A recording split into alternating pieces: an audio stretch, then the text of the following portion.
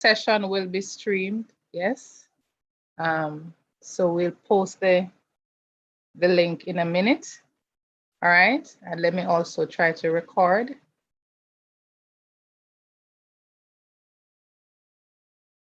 Okay, so welcome again to all our colleagues.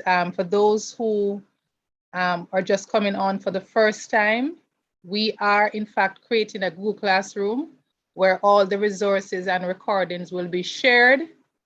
I have shared an evaluation form link in the chat, and that form, when you fill it out, we'll get your email addresses.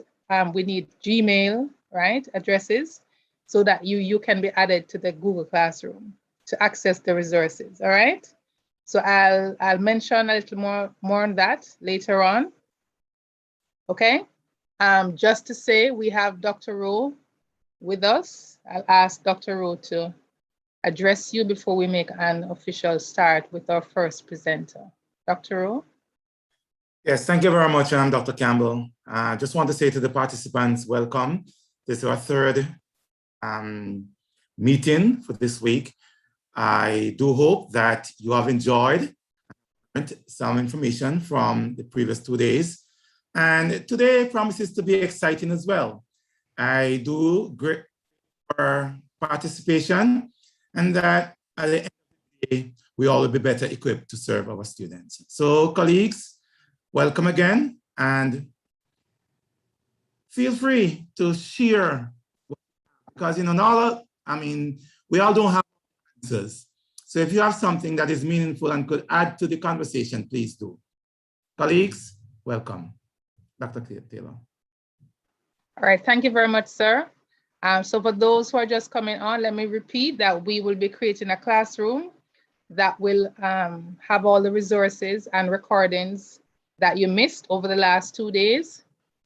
And we are posting in the chat the link to an evaluation form that will enable us to get your Gmail addresses, please. So Google email addresses so that you can be added to the classroom. All right, so today we're going to get right into our first session. We're looking at novel approaches to ensure that we are fulfilling this SBA requirement, of course, with the onset of the pandemic.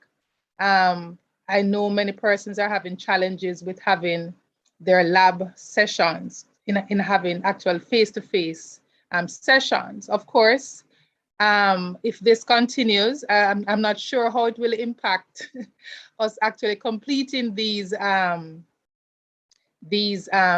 labs. However, today, the session today is geared towards what else can we do? What are the other approaches that we can use to ensure that at least we complete some of these laboratory assessments, all right? And to take us through these new ideas, new approaches, or just a refitting of some things that we know about already. We have 3 very dynamic presenters today. We're going to start off by hearing from Mrs. Elaine Williams, master teacher in chemistry and teacher at the Montego Bay High School for Girls. All right, so please make sure you participate and ask the questions in the chat. Mrs. Williams? Greetings, everyone. Greetings, greetings. Greetings, Ms. Greetings, Williams. greetings. Greetings. We're not hearing you. You're muted and your screen has disappeared. It's gone? Okay, you see me at the top? I'm seeing you, but I'm not seeing your screen again. So you Yes, might I need to took reshare. it off Okay. so I could greet everyone. Okay, right. Just to say that I am a teacher also, as you heard. Just coming in, just finished the test, just got in. So let's see what we can do today. Welcome, everyone. And of course, I will invite you to participate by giving your ideas and of course, asking any questions as we continue to collaborate. All right, so Ministry of Education and Science Simplified series the Association of Science Teachers of Jamaica. So as you heard, my name is Elaine Williams, and today we're going to be looking at novel approaches. And the novel approaches that we will be looking at will be the science lab. Hello. Ms. Williams. Yes, we're hearing you. So I'm a chemistry teacher, as you heard, but we'll see what other ways we can STEM it. Science, technology, engineering, math, add some reading and writing, and of course, add some arts. So I told you I was in the lab, but actually I'm at home. And that is the kitchen, and this is what I really look like, and my real kitchen. So we were able to cook up quite a few things, and some of these include diffusion, solubility. My student did redox, acid, base, and salts. We looked at indicators. At the bottom, we did some osmosis chromatography. My students were able to do rate as a project. You see some models there.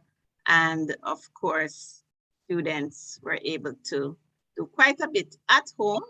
So we're going to talk about some of those. So here we did chromatography. Students also did theirs, posted their pictures. And you'll notice that we were able to calculate the retention factor. Not just to make observations, so we could observe the starting colors and of course what was happening as our colors moved up, but also to do some calculations. And this will help for them to do their discussion. In terms of chromatography, students may not have filter paper. I told them that they could use typing sheets. So that's on the bottom right, typing sheet. I don't know if anyone still has chalk.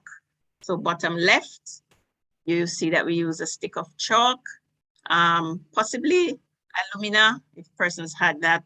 Students were able to use their folder leaf or the exercise leaf when things were really, really getting to the wire, paper towel, any medium that they could find. And of course, persons had water markers, water-based markers, permanent markers where they could use ethanol or alcohol as a solvent.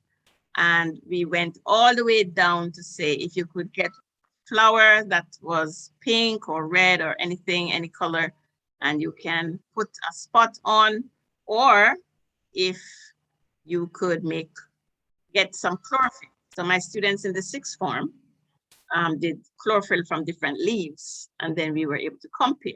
That was when I found out that there was type A and type B chlorophyll. See, I learned something new. We looked at rate of reaction for the grade 11 students. And of course, we found out that if you were to use a little soap, you could trap your gas. The gas can be generated by vinegar, can be generated by baking soda, baking powder that you might have at home. Some students opted to use hydrogen peroxide. And it depends on, of course, what you do have at home. We also allow them to use Skittles or M&Ms or Cheers.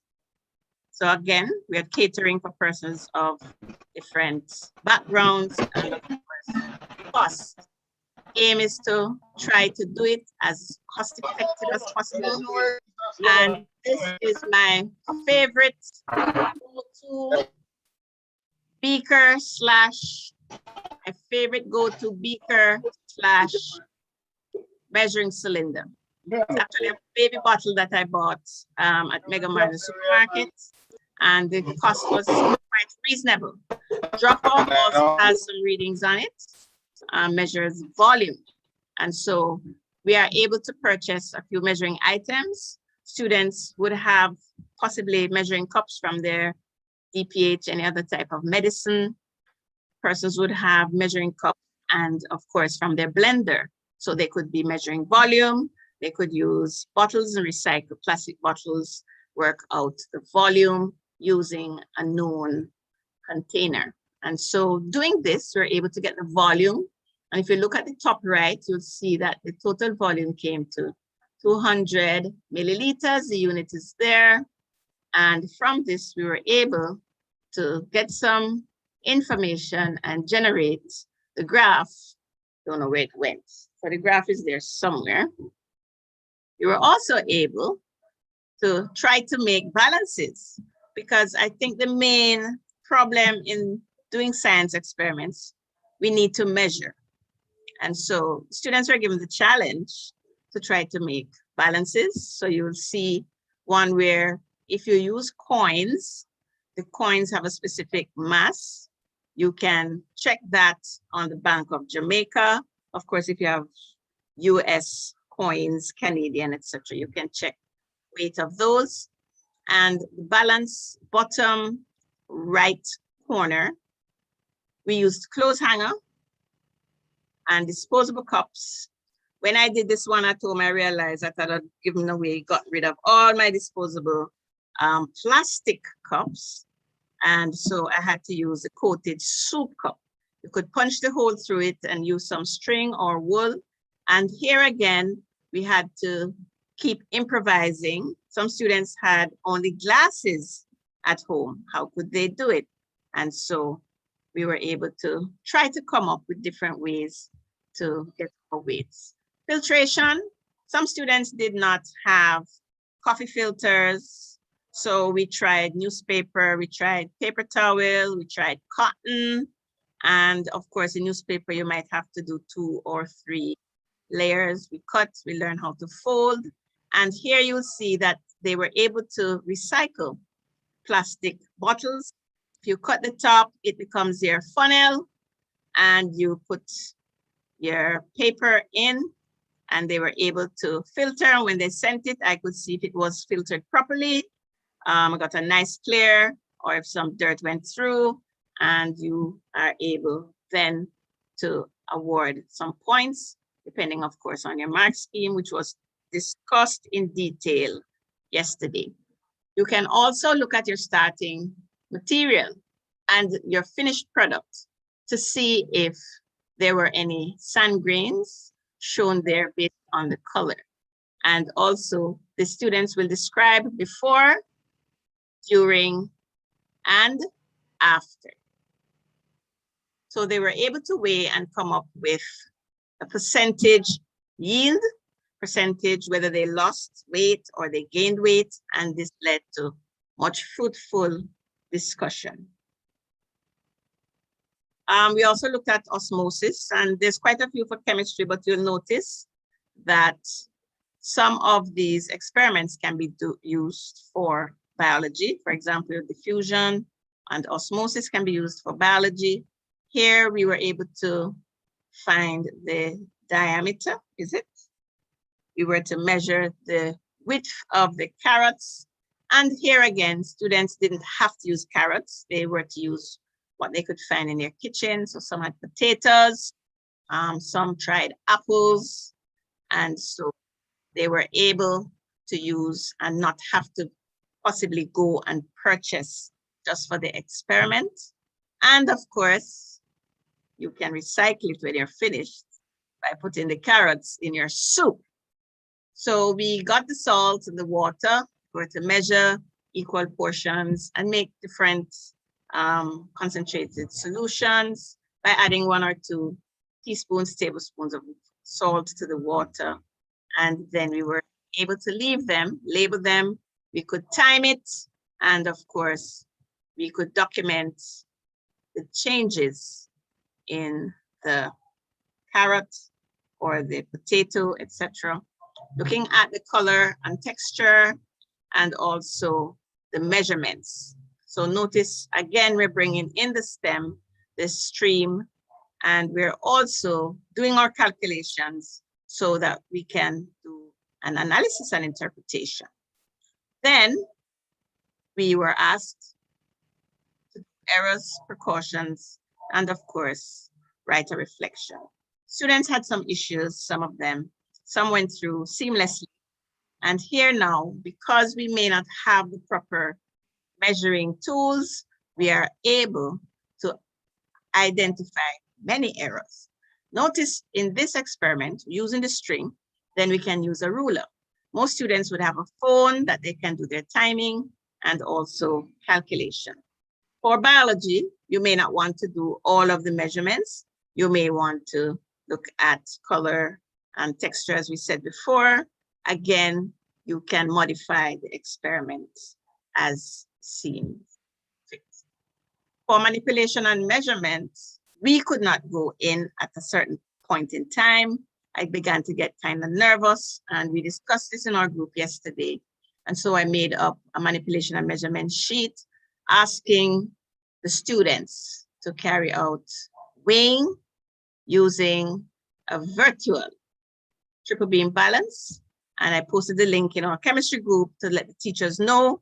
And you can take pictures at school of your thermometer, of your measuring cylinders. Try and get it as lifelike as possible. And based on their readings, you can give them a grade. Depends on how accurate their reading is.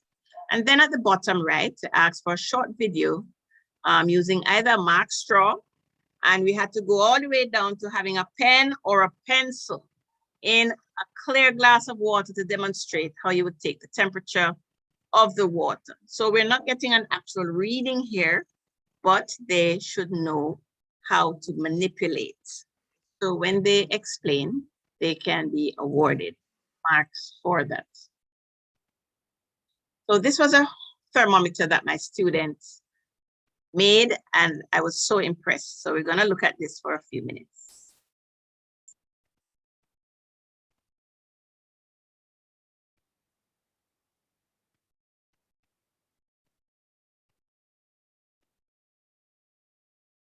Look carefully, you see in the middle.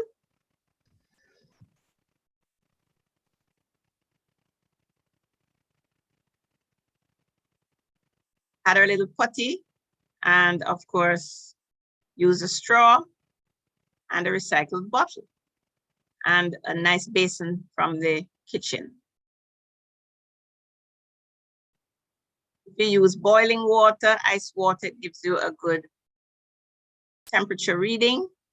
And of course, I know quite a few homes now have thermometers because, you know, they're testing family members for cooking. So you could even use that to get a gauge on the temperature so that you can calibrate, as it were, your thermometer.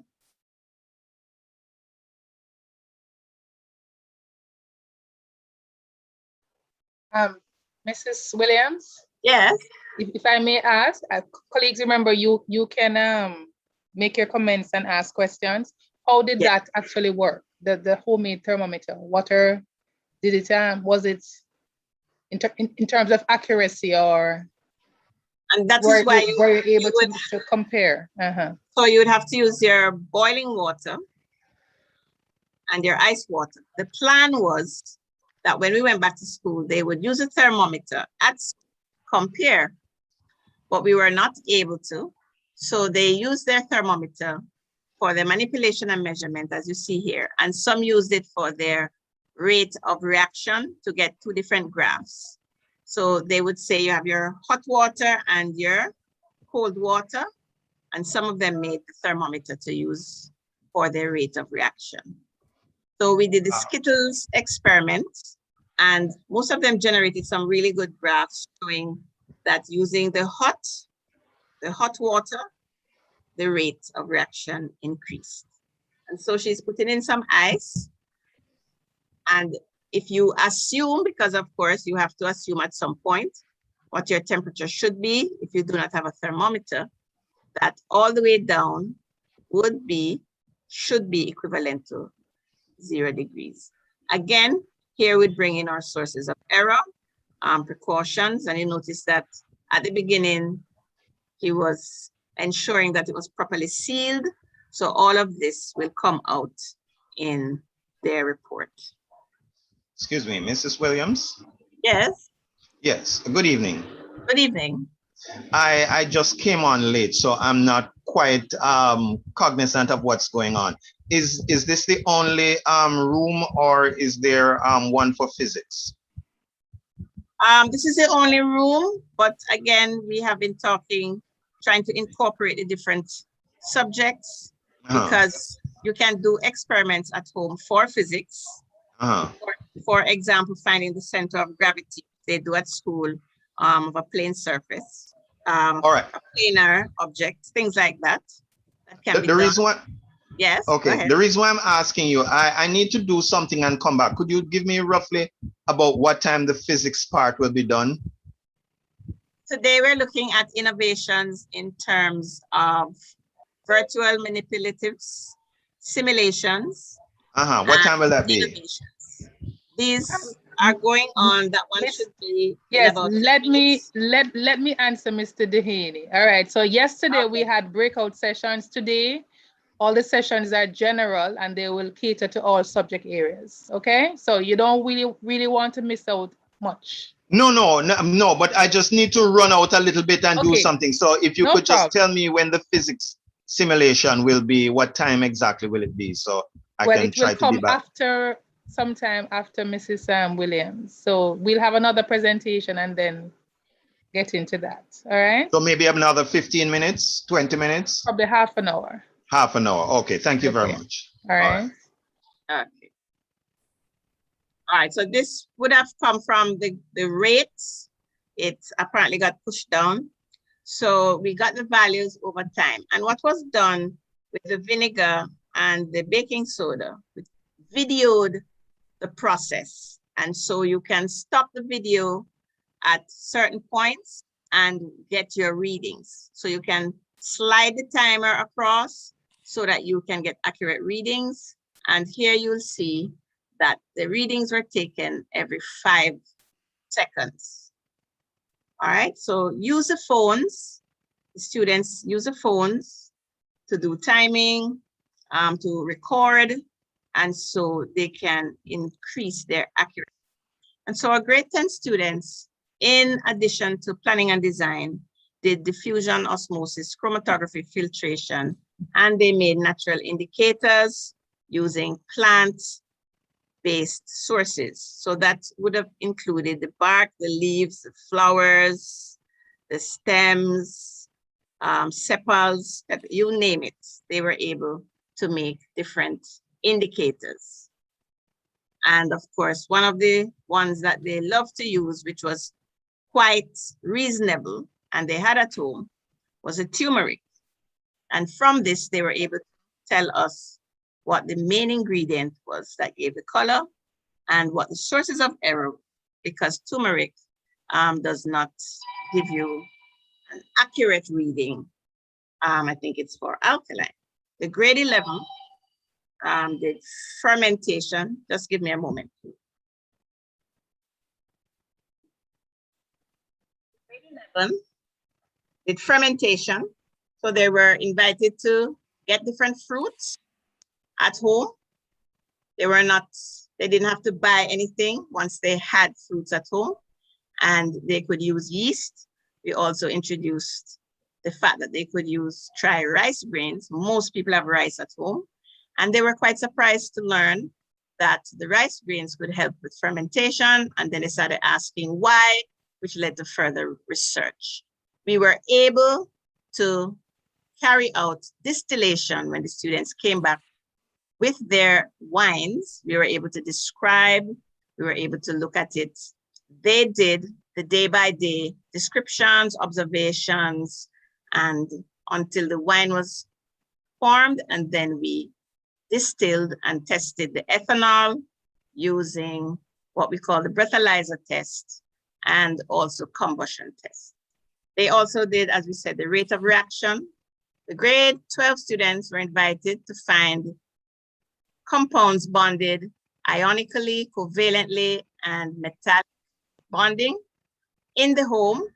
We gave them some ideas, for example, nails, candles, salt, and they were to come up with their own test, differentiate, which they did, and then they carried it out. They also did the radioactive decay simulation. Some used water and some used coins. So they got a lovely graph and were able to show the half-life. The grade 13 students, 1 minute again, please.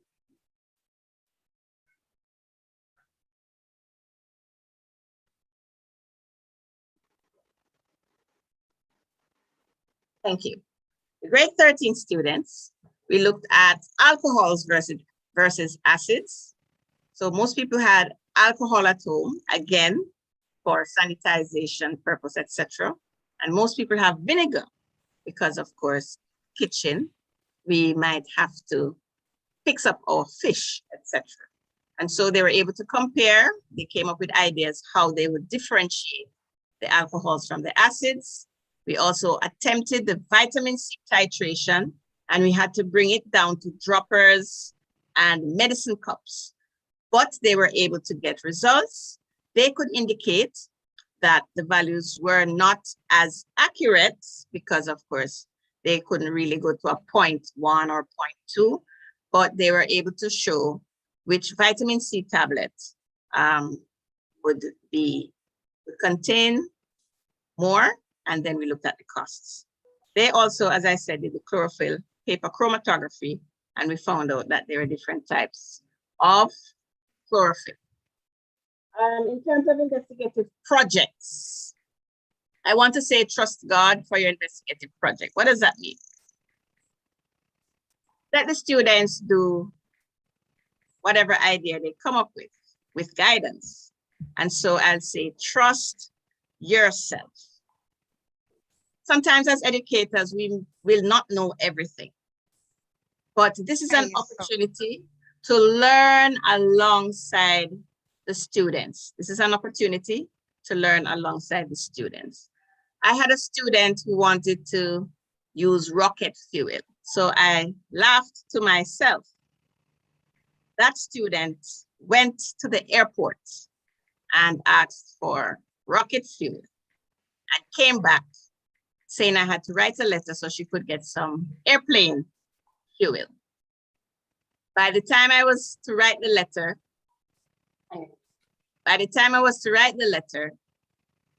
they gave her the fuel. And she decided what test to do. She did her comparative tests. I was, of course, scared silly. I was scared silly, but she did it, of course, in the fume hood and under supervision. I had a student who wanted to test some teas. And I think she was testing for pollutants, certain pollutants. Caffeine, sorry, because they said that some of the teas, you know, some of the natural teas do not contain caffeine. And she wanted to be sure. And we realized that quite a few of the teas changed color when certain chemicals were placed on them and others didn't. Some quite possibly had coloring associated with them. I had a student who tested different bleaches using coloring. Strangely enough, the coloring changed from blue. Instead of going colorless, it went red. So this led us now to do further research, and she learned more about azo compounds. So I am learning along with my students. You can learn along with your students. They are learning the scientific method, the engineering design method. They are learning to think for themselves. A lot of them want to do projects that relate to their area of interest. Some want to do something using food and nutrition. I had quite a few students doing things in clothing. Students in physics want to investigate, as I said, possibly the fuel. And of course, the students in biology like to look at things like spoilage. They like to look at use of different fertilizers. And we as educators can assist them to change up the project so that you don't see the same project coming every year. So my student uses hydrogen peroxide. I said, try different types of sugars, right? Try icening sugar, try brown sugar, white sugar, try molasses. You can do different things. Just a minute.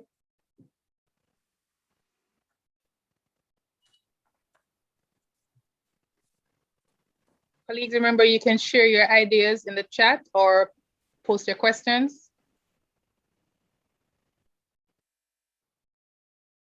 And so we learn along with them, and then we are better able each year to guide the next batch of students coming on. So the project, a student wanted to do a chemistry project. I said to her, it's biology. She says, how can I make my biology project into a chemistry project? And she was looking at flowers and preserving. So I said, you know, flowers is. So we looked at possibly using some indicators. And I tell you that this year, quite a few of students, because they did a project making natural indicators, they used the indicators when time to do some of their projects. Mrs. Williams, yes, there's a question in the chat. Go ahead. So someone is asking, I thought the project should stay within the syllabus. Yes, it should stay within the syllabus.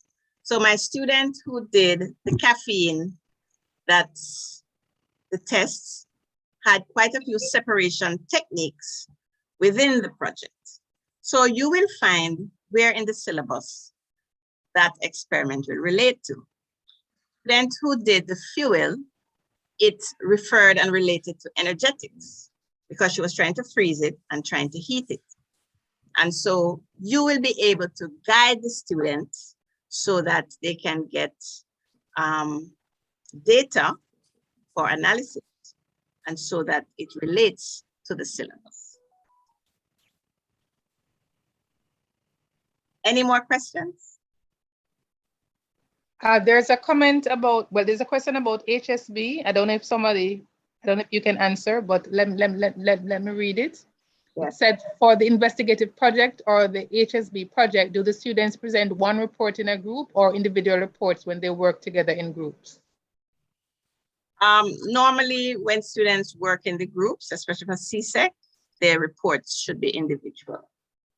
All right, great. There's another one. What would be the manipulated variable in the caffeine research? Manipulated variable. Well, she used different teas. And she wanted to find out if they had caffeine. So her manipulated variable was the use of different teas. Right. Good. All right, you can continue. So when she concluded the filtration process, we were able to see how much residue based on her actual experiments that she got through the filtration process. And she also looked at the different colors because you start with a tea that you think should be green and it ends up coming out a different color. You start to wonder what's happening. We're used to greens going brown, you know, and some became purple, which, you know, as an educator, I might now start research, which would take us to another level. And so it's quite interesting. So as educators, we have to keep reading, read widely. One of my students did the sanitizer. She was one of the older students and she got different brands, wanted to see how much ethanol was in it and to see, sometimes they want to see if what's on the label matches. So she burned them, got the time, was able to plot, get some data and see which one contained more ethanol or the most ethanol, and again, compared it with the price. Because you don't want to pay for something, you're paying for a brand name and it does not have the content that you need. And for that experiment, especially during COVID. And from this, they're able to generate their equations for chemistry and for physics, those who have calculations and equations. And of course, for biology, you may still need your graphs. I've seen some biology labs that have observations versus data. Mrs. Williams, before you end, how do you think that students their ability to grasp the concepts when they did the projects in this sort of way, using, you know, things around them? Can you say whether or not they were able to have a better grasp of the concepts using this approach? Yes, it brings the science alive. it also motivates them to read around their projects.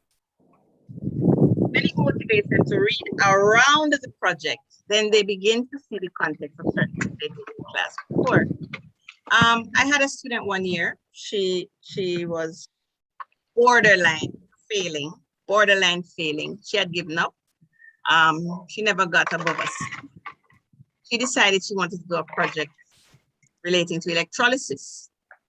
And she brought everything with her because her parents did electrical work. And when she set it up, she was so disappointed and she said to me, "Miss, it does not work." And I said, "What did you do?" She dumped a couple spoons of salt. So I said, "How much salt did you add?" And she looked at me blankly. I said, "This is where your moles comes in." And we sat together and started doing some calculation. That student left the school, graduated, got a 1, and went on to further in chemistry. I was shocked. But that's just that motivating factor got her now seeing the importance of moles, seeing the importance of research, writing her equation of what was happening. When it started bubbling and she screamed and Miss is working. So we saw the bubbles. I said, "What gas is being generated?" She was able to tell. I said, "Write your equation." So now we're bringing in different aspects of the syllabus while having fun, while being excited. And this helps her and helps the others and motivates them. I had a student that when the project was totally finished, written up and submitted, she still had her samples. "Miss, I'm still checking them." She would come weekly and give me reports. And so they own it. One student was able to guide her parents who did gardening. They had vegetable industry. She was able to guide them, to tell them how to use. She compared goat manure, cow manure, and of course, the one that she purchased. And she looked at rainwater, pipe water, and river water.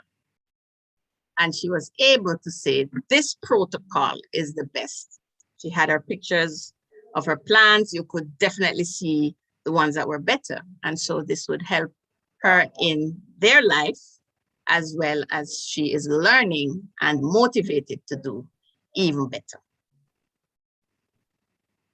There's a hand raised, McIntyre. Okay, good afternoon. Lovely ideas, lovely presentation so far, and I'm actually here. I'm so enthused by these ideas, and I'm going to be trying some of these with my boys. My question is relating to the investigative project, and so first of all, for these ideas that you mentioned, were they done with your CSEC students or with your CAPE students? Some CAPE, some CAPE, some CSEC. So for the investigative projects that you said that you allowed your students to select their own idea, their own problems, and plan around it. Were those for the CSEC level? Both of them. All right. So I'm a little bit confused now, because what we've been told is, or what from my understanding is, that we give a set of labs in grade 10 and 11, planning and design labs, and then students are to select one problem from, I think it's from 4th form, which they will implement in 5th form. Yep. So are you saying that what you've done is you've allowed them to select or identify a particular problem and allow them to plan an investigation around that and implement? Yes, we do.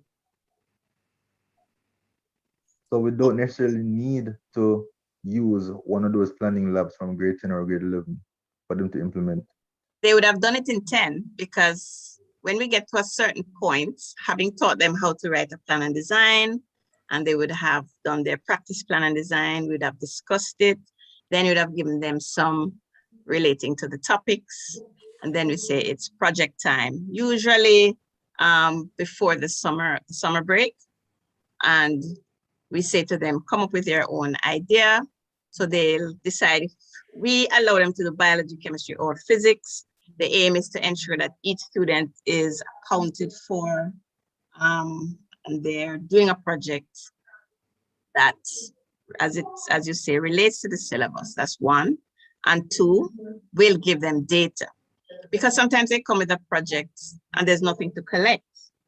So then you're going to have to ask them, what are you trying to achieve, and try to understand and guide them so that they're able to get some data and so come to some reasonable conclusions. Especially for chemistry, I try, as always, for them to have equations. So if they're doing a project, what is the chemistry behind it? So they have to do some research.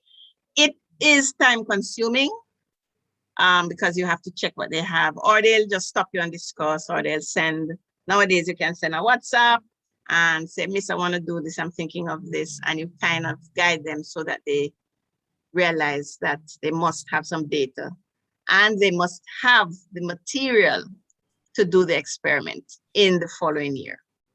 So they would have different planning and designs. This one comes from them. Okay. Okay, Mrs. Ellis Hall has her hand raised. After this, you will have to do a quick wrap, Mrs. Williams. Okay, go ahead, Mrs. Ellis Hall, yes. All right, afternoon, everyone. Just to back up what Mrs. Williams is saying, I know that a lot of teachers want the control of giving the students the ideas or the plans and then say we're implementing this one. This is the implementation, but that was not the concept behind the investigative project. The investigative project is where the students are supposed to be creative. They're supposed to see the connection between the science and their everyday life as best as possible. And yes, it is time consuming. Yes, you may have to help them to narrow down the problem or the observation, but this is where the science comes alive for the students. If you just give them a problem and say implement, then they will not see the connection most of the time. It's just another task, or it's another lab to be done. You need to allow them to explore and to do what is, to see the science around them. You need to do that. Also, I don't remember if you mentioned it, they can do, they can plan in groups, even at the CSEC level. So a group of them can work together on a particular problem, but they must individualize their final reports. So you could, if a group of them want to work on a project, then it means that yes, they can work on it. They may have the same idea, but when you come to the write-up, their discussion, their reflection, all of that is individualized, even though they may have the same data. All right. I had 2 students last year, so out of the indicator project, they decided to make natural dyes using vegetables versus fruits. I kind of told them it was biology. And they tied in their clothing, and somebody added salt to one of the dyes that they made. And that became her friend's project, the addition of salt. You know, what were the effects? And so out of the same project, they looked at 2 different angles. One student was doing her hydrogen peroxide lab, and her friend decided to help her. She was doing different sugars, and the friend decided to use, sorry.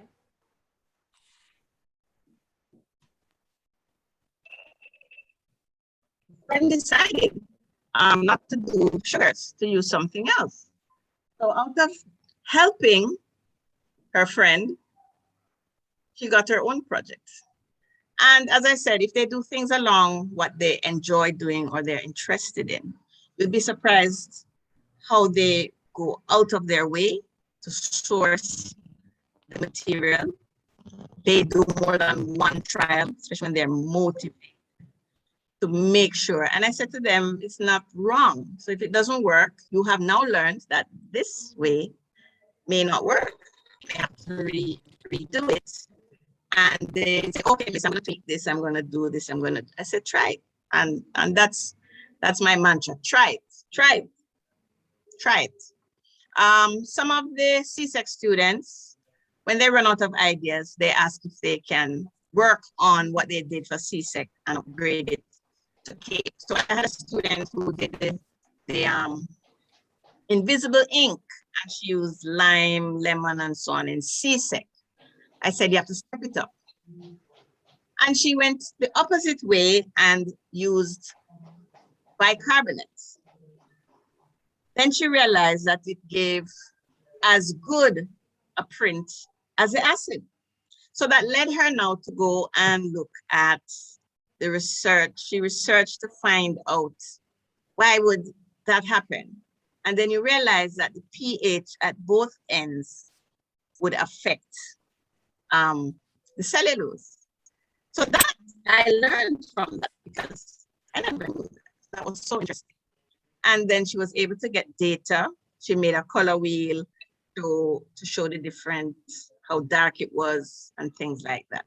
And so she was able to write up with her equations to show where the base and the acid portion would affect it, because of course it contained oxygen and hydrogen, but bonded differently. Okay, all right, thank you. We had 2 hands raised. I'm not so sure how quickly we can get them to ask the questions. Pence Brown.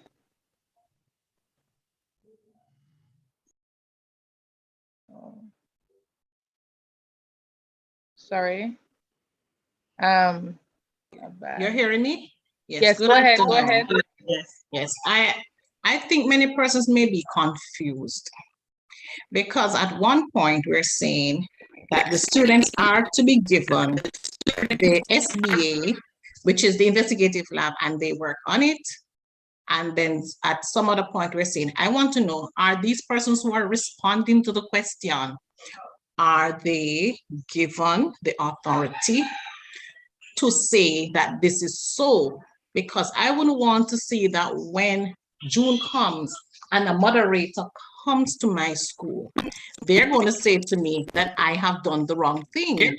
So I would like to know, are these persons of CXC, so that they can say to us now in this session that we are to allow the students to come up with their own problems and to solve them. Well, it says it's syllabus. May I answer? Yes. May I answer? Go ahead. It's not, CXA at no point in time, as far as I know, has ever stated that teachers were supposed to give the students the problems for investigative lab. When the syllabus was being reviewed and investigative projects were introduced to in the syllabus, and that was about what, 6 years, 7 years ago, the basis and the premise on which the investigative projects were introduced was to increase the students' interest and increase the students' ability to make the correlation between what they're learning and the real world. That was the basis, because when the review committees were put together for the different syllabi in the sciences, that was a part of the reason why the investigative project was introduced at the CSEC level. I can't ever remember when the very first set of workshops were being done, and Sindra Ramsundar, who is the person who was the measurement person in charge of CSEC chemistry. When she came here, Sindra explicitly stated that this was not something for the teacher to grab and hold and control. This is where the students were to be given the latitude to express themselves. So I don't know at what point it has been said that teachers must give students these planning and design, because that was never the concept of the investigative project. It was never the concept when the syllabi were being reviewed. Yes, agreed, Mrs. Ellis Hall. Colleagues, remember, the whole idea behind the investigative project was to have our students operating as scientists, okay? And so while there may be instances where teachers can come up with the project idea, certainly if students come up with their own idea and are guided by their teachers, they can never be marked down for that approach, okay, colleagues? And remember that the project consists of 2 parts.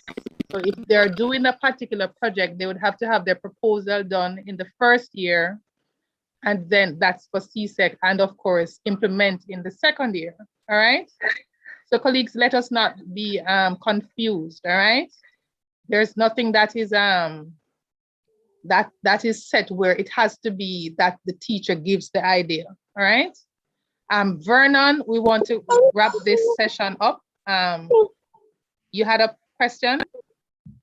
Yes, I'm just a bit curious in that I'm trying to figure out why is it that what you're saying there regarding the investigative project, why wasn't that documented and sent to all of us? Because that would definitely, because based on the syllabus we are using, that is not in it. Sir, in the syllabus, I think the syllabus does not make it have it that the teacher, well, the teacher alone owns that idea, all right? So let us just see if we can allow for some expiration, if possible, all right? Okay, Mrs. Williams, yes, my closing. Yes, okay. Because I keep seeing it in the chat. The investigative project is composed of the plan and design, project plan and design, and the implementation. So it is normally, the plan is normally done in grade 10 and the implementation in grade 11. That's for CSEC. I think CXC, Nadine will correct me if I'm wrong, but there was a little bit of relaxation because of COVID and what was happening. So also a person might write a plan in the first year and they decide something else as they learn more. And so there was a little wiggle room there. But normally in grade 10, the plan is written up and it is implemented, and the entire plan and implementation together makes up the investigative project. I hope that helps. And yes, of course, you can contact me or any of us through the ministry, as you saw.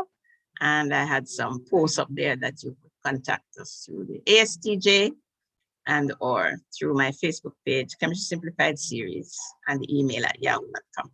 Thank you so much for having me. And as we continue, it's a work in progress, ladies and gentlemen. We're learning something new. Every single day, we're learning something new.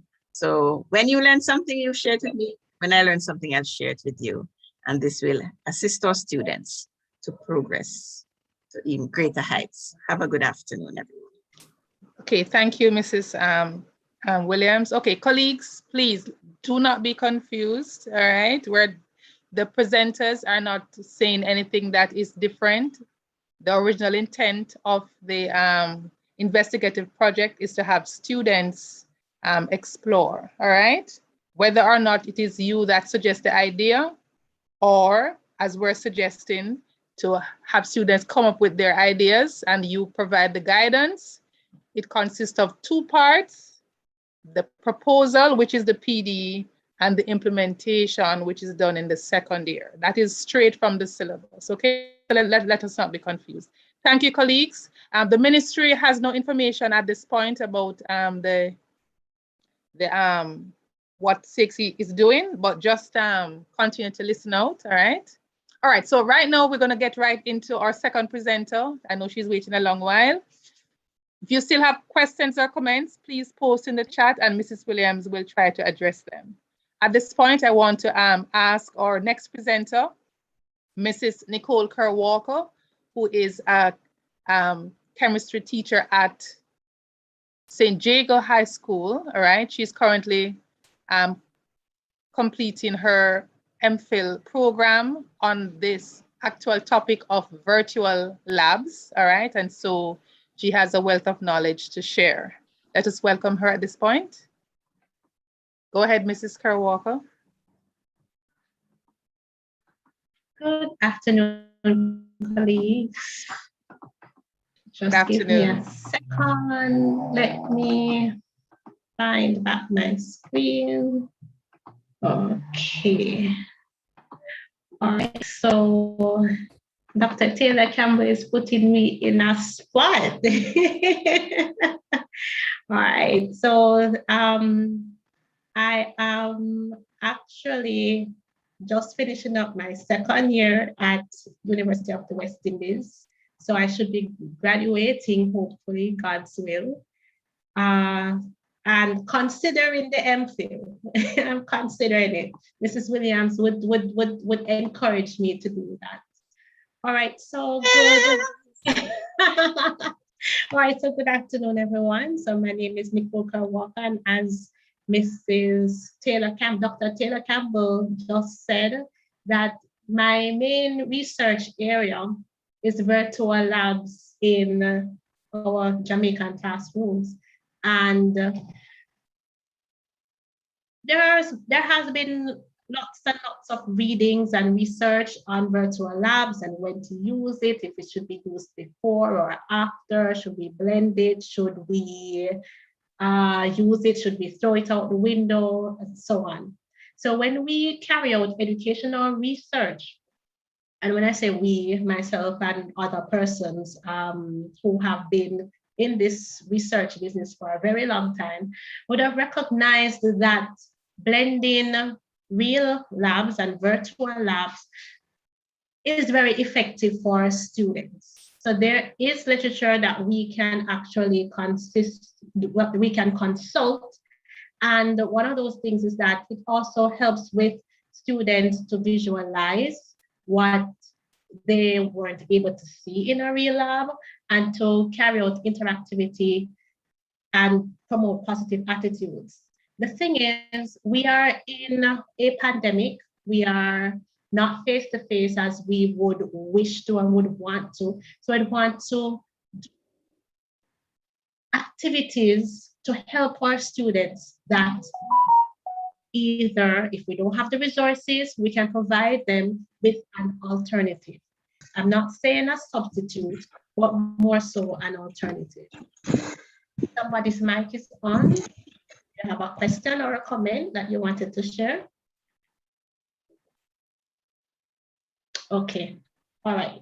So I wanted to walk us through the core sciences virtual labs that is effective in carrying out students' laboratory activity.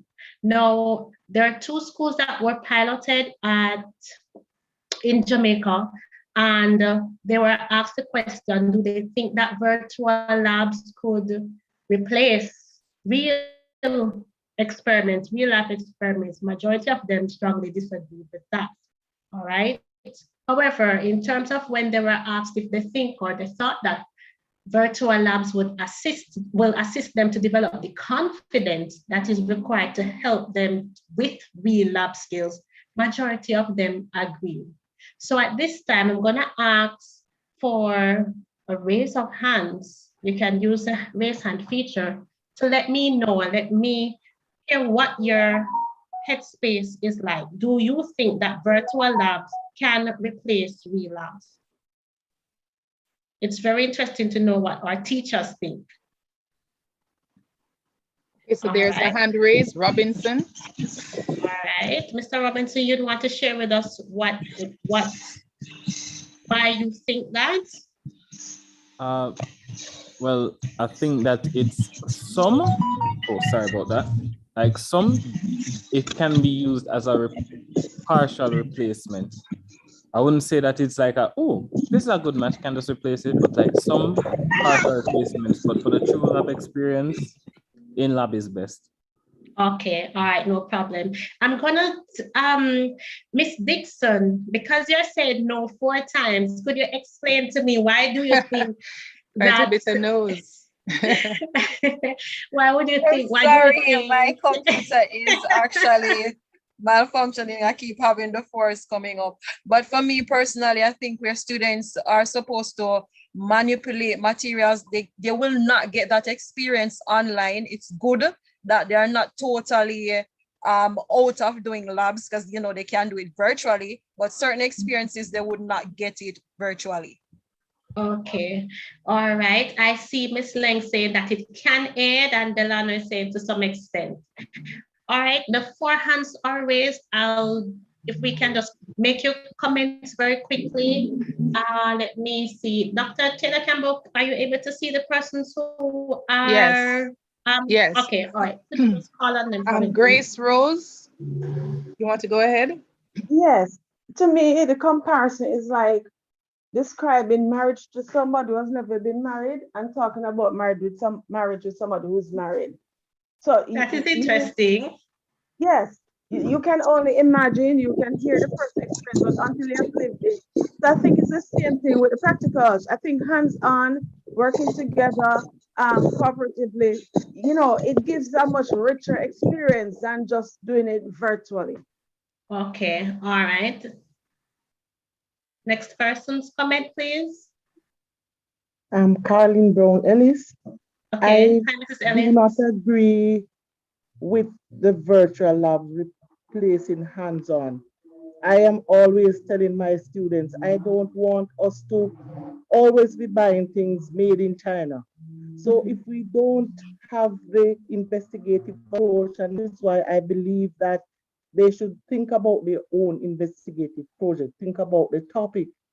The confusion came in because in the beginning, we were told in some of the reports from CSEC that we allowed students and we should actually narrow down some topics and give it to them. But I do believe the hands-on approach, students must be allowed to make their own mistakes and to correct them, like WD-40 or making the light bulb. So we want our students to have the hands-on and to be creative and innovative students. All right, good. And the last comment, because I thought it was 3 hands that were raised. Go ahead, please. Lawrence? I think it can replace it to a certain extent, because in a virtual lab, they would be given with a picture or representation of the apparatus with all of the gradations and all the different scale, and they will have to manipulate it on the screen to measure whatever they want to measure.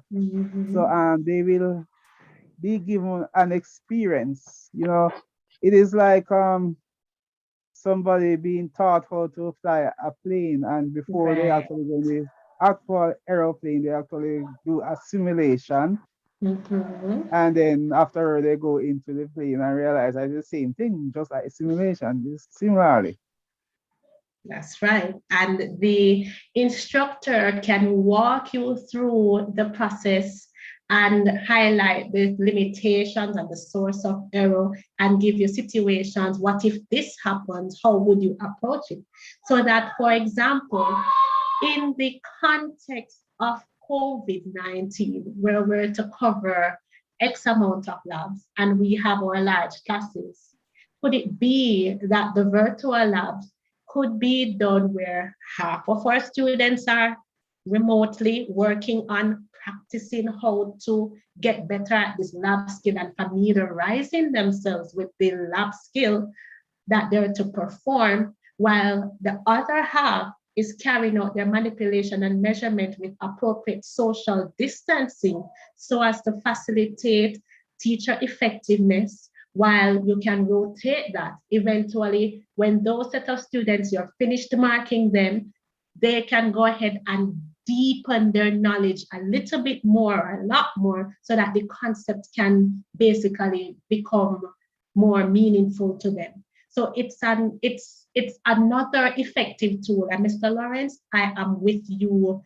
on your example, perfect example. You're not going to just throw a man into a plane and expect him to know how to fly. And I agree with that analogy. So here. Yes, there is, I think, some comments in the chat. Some persons believe that, yes, it can be used as an introductory material, all right? And some labs can be done virtually, but they're not in total agreement of using it to replace. I think there was a hand raised. Oh, the person left, put it down. All right. Okay. So I thank you very much for your comments and your contribution. And the thing is, the good thing, what I'm realizing is that we have our different styles of doing experiments and teaching and so on, but we can agree to disagree. And we're not saying that virtual labs can replace real labs because the students need the authentic experience. But in terms of this context and our reality, it's very important that we blend it. How we blend it is dependent on our skill and expertise as teachers, but more so we can get ideas or get ready for face-to-face interaction. But in the meantime, we're still remote, we're still in the virtual world. So I want to walk you through a few examples of laboratory experiments that core sciences do offer. All right, so there is chemistry, physics, and biology. I'm gonna start with physics. Mr. Davis, I hope you are here. You can back me on this. And I'd have to, I logged in before, so I'd have to log in again. So give me a minute so I can show you the demonstration. All right, so let me stop sharing my screen a moment and log in. All right, so please forgive me on that. I was set up before. All right.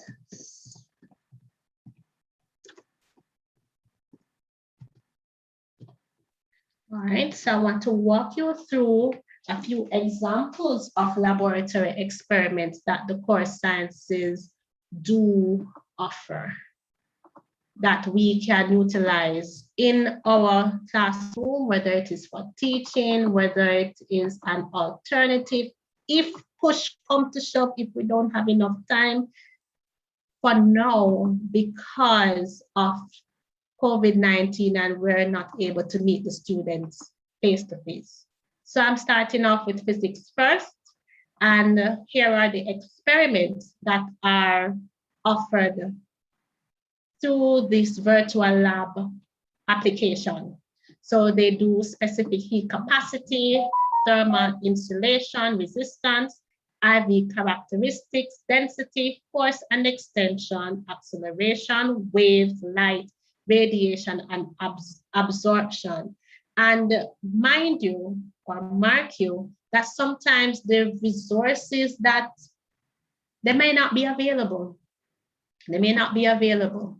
Sometimes we might order, but it doesn't come in time.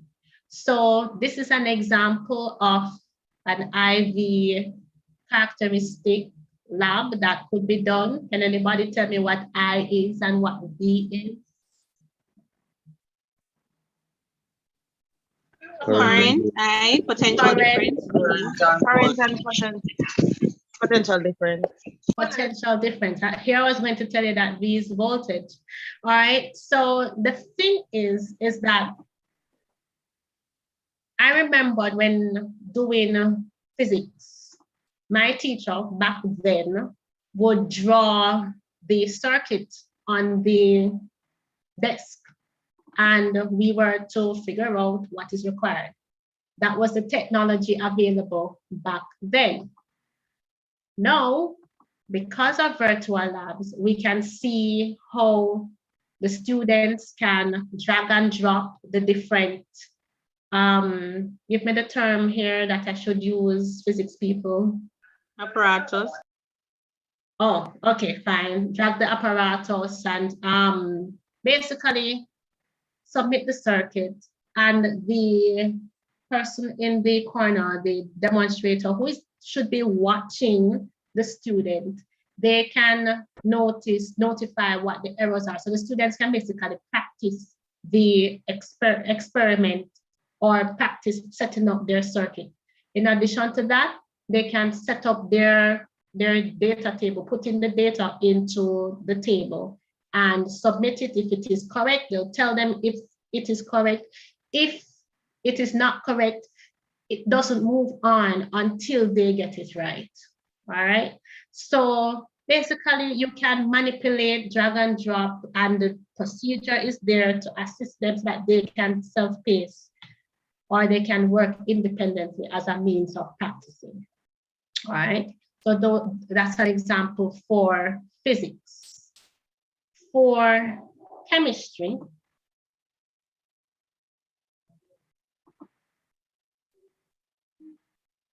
making salts. Here's an example. You have the apparatus one side, or your equipment area on one side, your procedure. So you basically have to manipulate the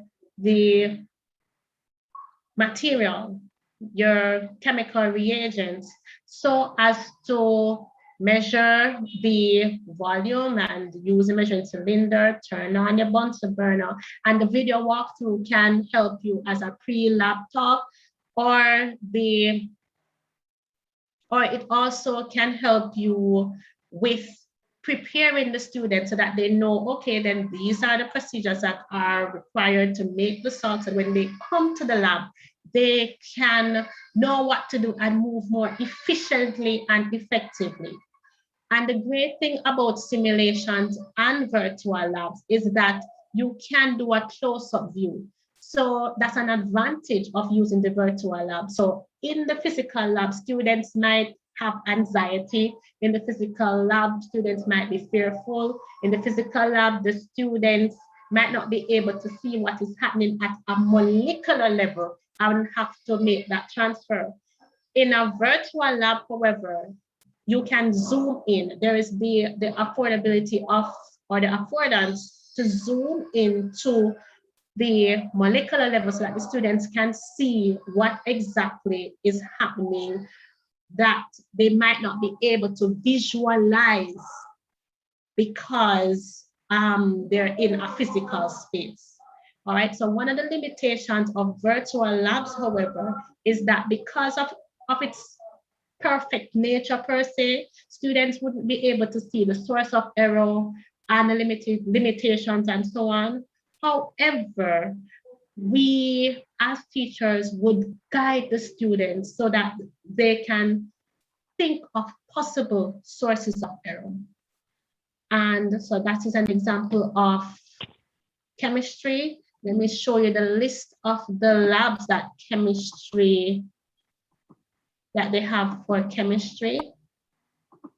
All right, so each student, depending on how you would want to set up a virtual lab, they would be able to get an ID, log in. So these are the list of laboratory experiments. And Mr. Bunsen is a very interested man. If you make an error, he will laugh at you. He almost, one of my students was like that man in the corner, but she kept on trying and trying and trying until she got it right. Okay, and last but not least, we want to go through an example of biology experiments. All right, these are the list of the biology experiments. They have microscopy, microbiology, osmosis, food tests, enzymes, photosynthesis, plant responses, reaction time, field investigations. And I wanted to point this out that with the field investigations, you know, of course, we are to do an ecology lab, and some persons are trying to figure out how to do it. One way would be like to have the students do a video within the field to let them know, let them execute, you know, whether it is they want to do a line transit or maybe make a quadrant. But the thing is, how would they know what to do, how to do? They can watch videos, but they also can use the virtual lab. I'm gonna look at microscopy. They give you the things to consider. It will also help out with students with their precautions. All right, so here is your microscope, the instructions, and they have the table in the corner here and your slide with your object on it, your specimen on it. So I'm gonna go through just to show you quickly what is required in terms of how to view that particular experiment. I was on microscopy. All right, the photosynthesis one is a good one too. It shows you the Elodia plant. You don't have access to Elodia, then of course you still can show the student what is required, and they can see, measure the amount of gas that is evolved over time and record it into a table. All right, so here you see your course adjustment for your microscope. Some schools may have, some schools may not have, and we don't want, when students are going to university, that's the first time they're going to be seeing an experiment, right? Or being exposed. And the current situation is some of our fourth formers have not been exposed to any lab skills at all. And that is very scary. But at the end of the day, we have to be creative. Like we could use virtual labs. We could also utilize the skills that Mrs. Williams so wonderfully explained to us, so as to assist us in making our lives a little bit easier, more effective, creative, and also helping our students to appreciate science more. All right, so I've walked you through a few examples of virtual labs that can be utilized in our science classroom at the CSEC level. We could also use it at NSC, depending on what our objectives are. So it comes, our presentation now comes to the point where I want to ask us, how could we integrate the use of virtual labs in our current situation now? Nothing lasts forever, but yet we can't sit and wait until face-to-face happens, or we can't wait until the numbers go down. What should be our approach? So here's a situation. Ms. Carr is a new teacher who attended an MOEYI workshop like the one we're at today. And she was introduced to virtual labs and would like to use it with her grade 11 students. How would she implement, how would she integrate the virtual labs in the classroom? What advice, what warning, what cautions would you have?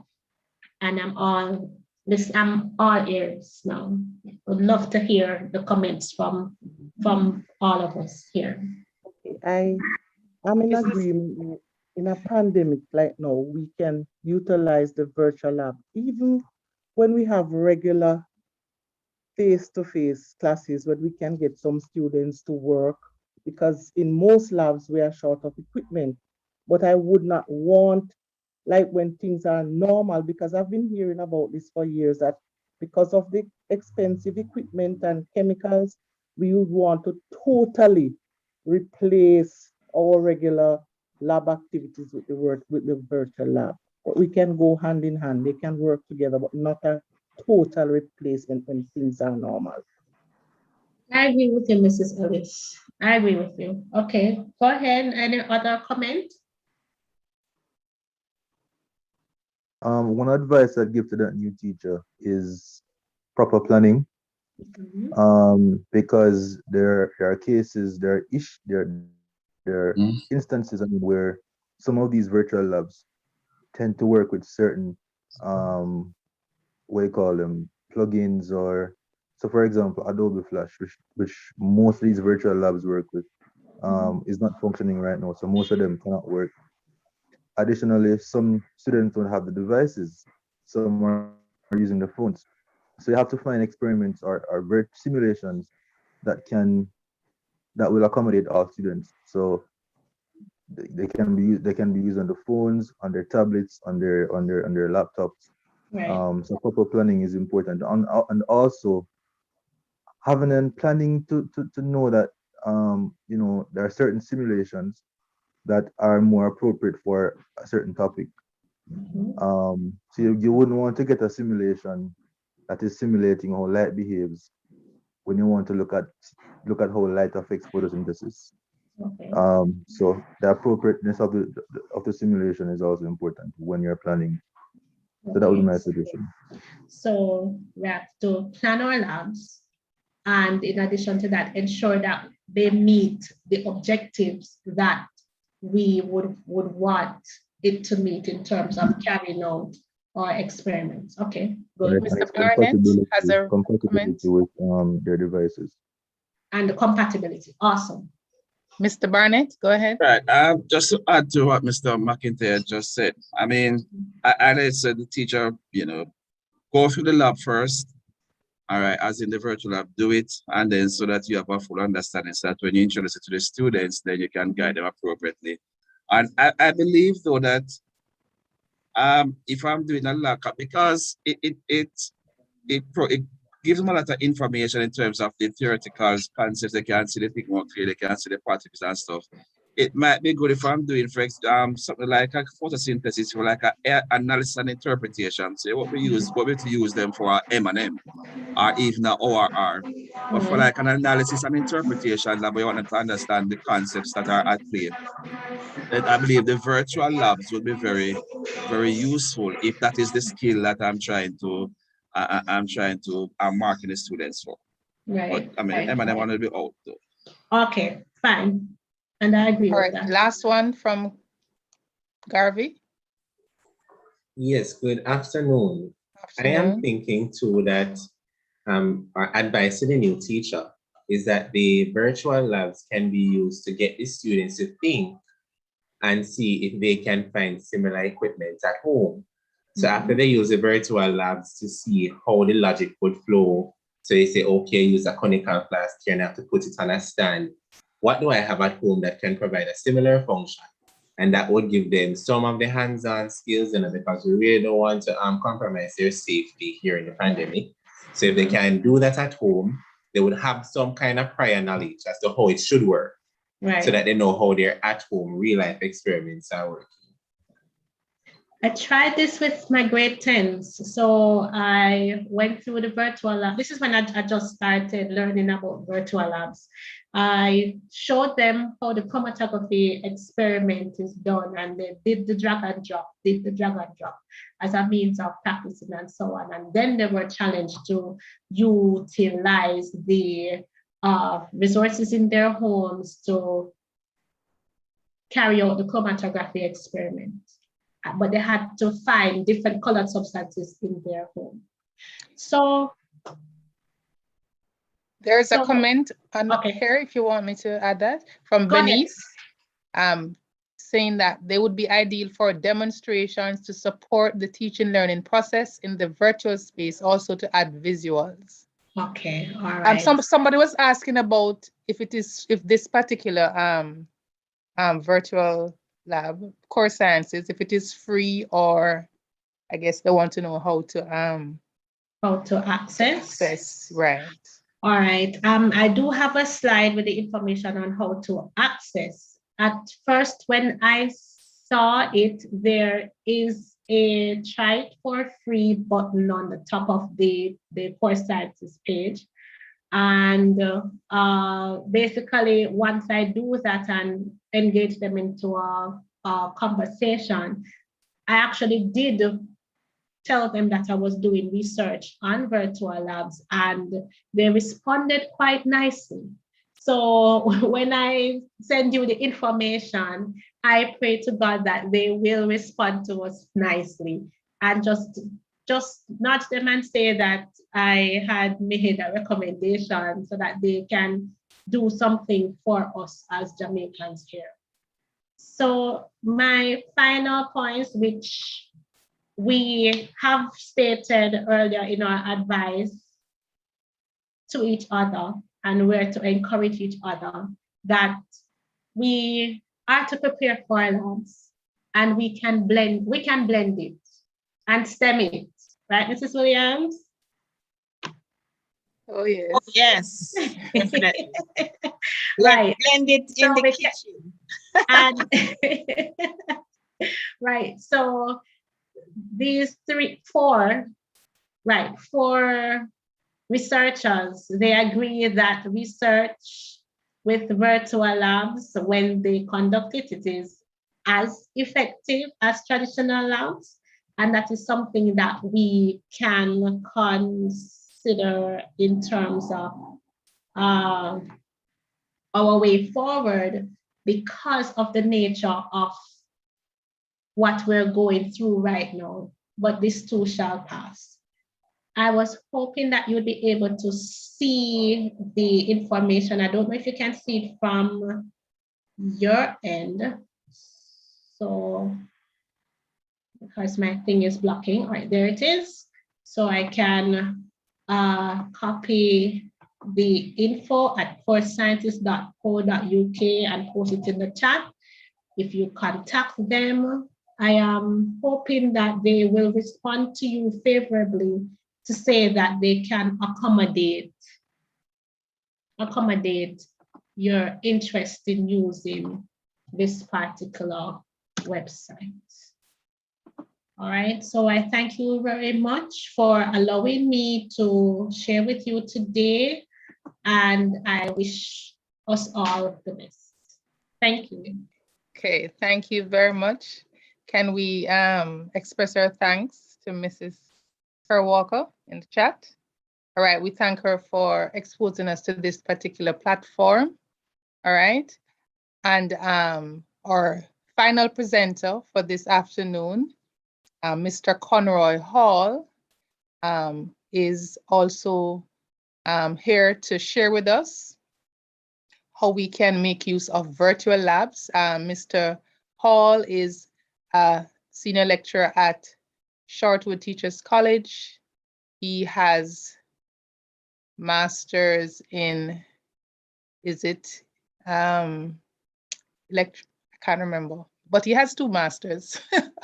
Anyway, and he is able to bring us through this final presentation. He has been doing some extensive work on virtual labs as well, and he has designed some activities that he will be sharing with us at this point. So let us make welcome Mr. Conroy Hall to close off this workshop for us. Mr. Hall?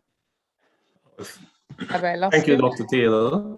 Yes, sir. Remind me the masters are in which areas again?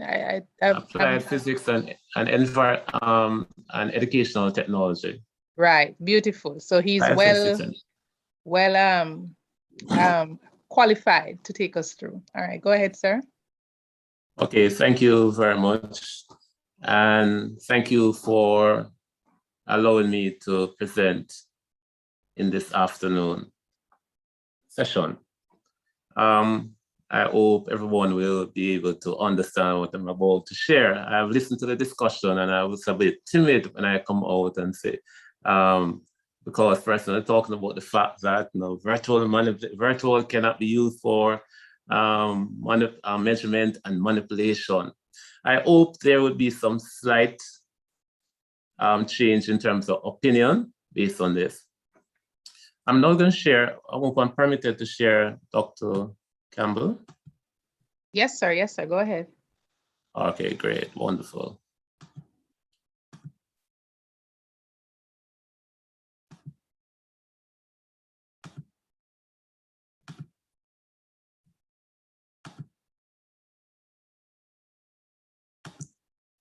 All right, hope you all see my screen.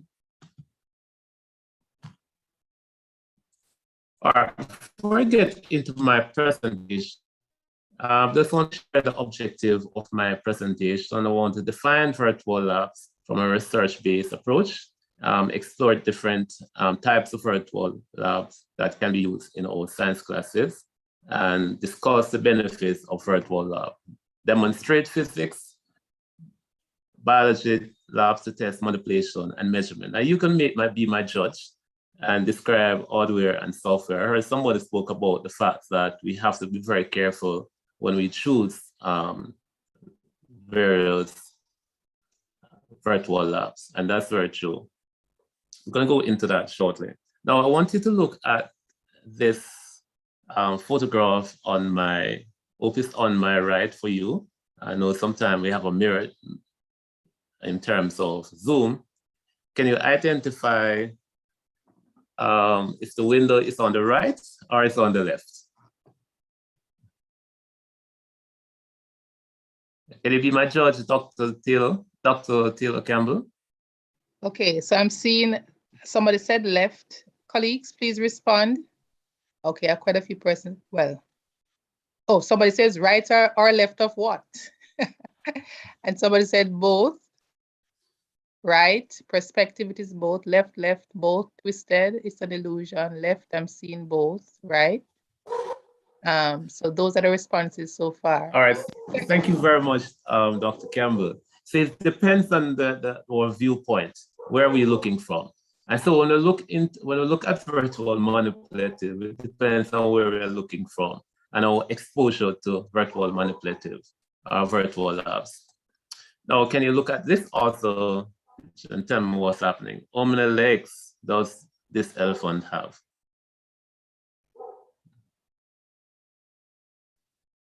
Ooh, colleagues, you're responding? Somebody said 9. 4. All elephants should have 4 legs. I agree. It should have. 4, 8. So it all depends on your 7. idea. Ha ha ha, looks like more than 4. Good point. All right, so it depends on where you're looking from. Well, this elephant has 4 legs. All right, the last one I want to look at is, what do you see in this picture? One above. And what do you see after it's reflected? It flipped. Okay, somebody said grass and trees. Depends on our views, experience, and our perspective. I'm not sure. Are you responding to the picture, Mrs. Francis? Bird with a frog in mouth when upright. Bottom one looks like a man in a canoe. Fish. Bird with worm. I see the bird twice. Duckling with something in mouth. All right, thank you very much, Dr. Campbell. So we're seeing that persons are having different opinion. And so that's what's gonna happen in virtual labs. You know, person gonna have different opinion based on how they see it and how the interaction with virtual labs. All right, I'm just gonna go into defining, depends on how it's defined. You know, virtual lab is broadly defined as electronic workplace for distant collaboration. Now we have different types, and this is what this research will define it as. Now, virtual lab can be any computer-based simulation. And so somebody talk about Flash. Flash is no longer being used on Chrome. It still can be used on Explorer, and there is, which I will share with you, there is a device that you can actually play Flash devices. And I'm going to show you some example with Flash simulation shortly. Now, I defined in terms of types of labs we have two major types. We have traditional labs and online labs. And from online labs, we have remote labs. So I can stay where I am right now, and I can physically operate a real lab apparatus using Wi-Fi, using infrared radiation, etc., etc. And then we have virtual labs. And so we have the measure-based labs, or we have the computer-based simulation lab. And so I have something known as the XLET, which is based on Excel, FlashLET, as someone spoke about in terms of Java, not Java, but in terms of Flash, Applet, which is based on Java, and HTMLet, which is actually based on HTML5, which is now being used. And so it can be used on your laptops, it can be used on your phones, it can be used on your tablets, etc. And then I have another one known as GeoGebra Applet, which is actually based on GeoGebra. And so there are a lot of labs for physics based on this software. Now, I'm going to look at the benefits. And so I want somebody to tell me, what are some, I know that a lot of persons talk about some negative things about virtual labs. What are some of the benefits of virtual labs? Can it be my judge, Dr. Campbell, in regards to this? Somebody said cheaper. Cheaper, okay, that's one. Can be done at home. Can be done at home, okay. Accessible. She's right, okay. Explore in a safe manner, gives a feel of the real thing, reduces anxiety. Yeah, those are the responses so far. Good point. Now I've stated a few here. Serve as visual aid for teaching concepts, ensure student safety. So I no longer have to spill. I remember when I was at UA and I was doing a lab with capacitor, and I turned the volume, the volume of, I think it was a voltmeter a little too high. And then I only hear pop and the capacitor burst. And so virtual lab enable you not to get into that type of problem in terms of accident. Engage learners, and I'm going to show you a few from here, chemistry, physics, and biology. It also It also offers instant feedback and allows learning flexibility and affordability, as somebody said earlier. Yes, I'm going to mute. Yes, go ahead.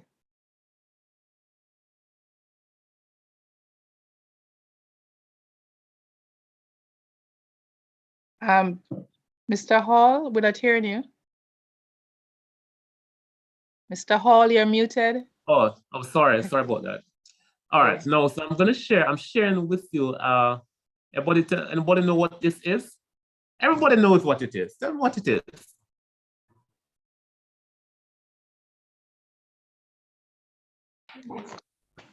Colleagues, what is this? Microscope. Microscope. Yes. Oh, can I manipulate this microscope?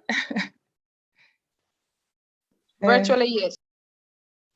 Virtually, yes. So I can turn it, right? I can pull it, my side in. I can turn my light on, right? And you can see the checklist there, right? See them moving.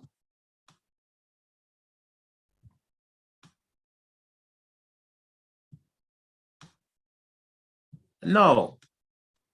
Am I manipulating this virtual? Would you use the same type? Would be similar manipulation in terms of your traditional lab? What do you think? Some person said yes. Yes, definitely. Very similar. Okay. So could I test for manipulation and measurement from this lab?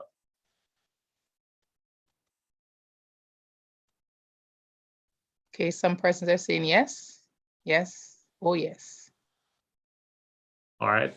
All right, so this is one example of the biology lab. Let me show you something with the physics lab.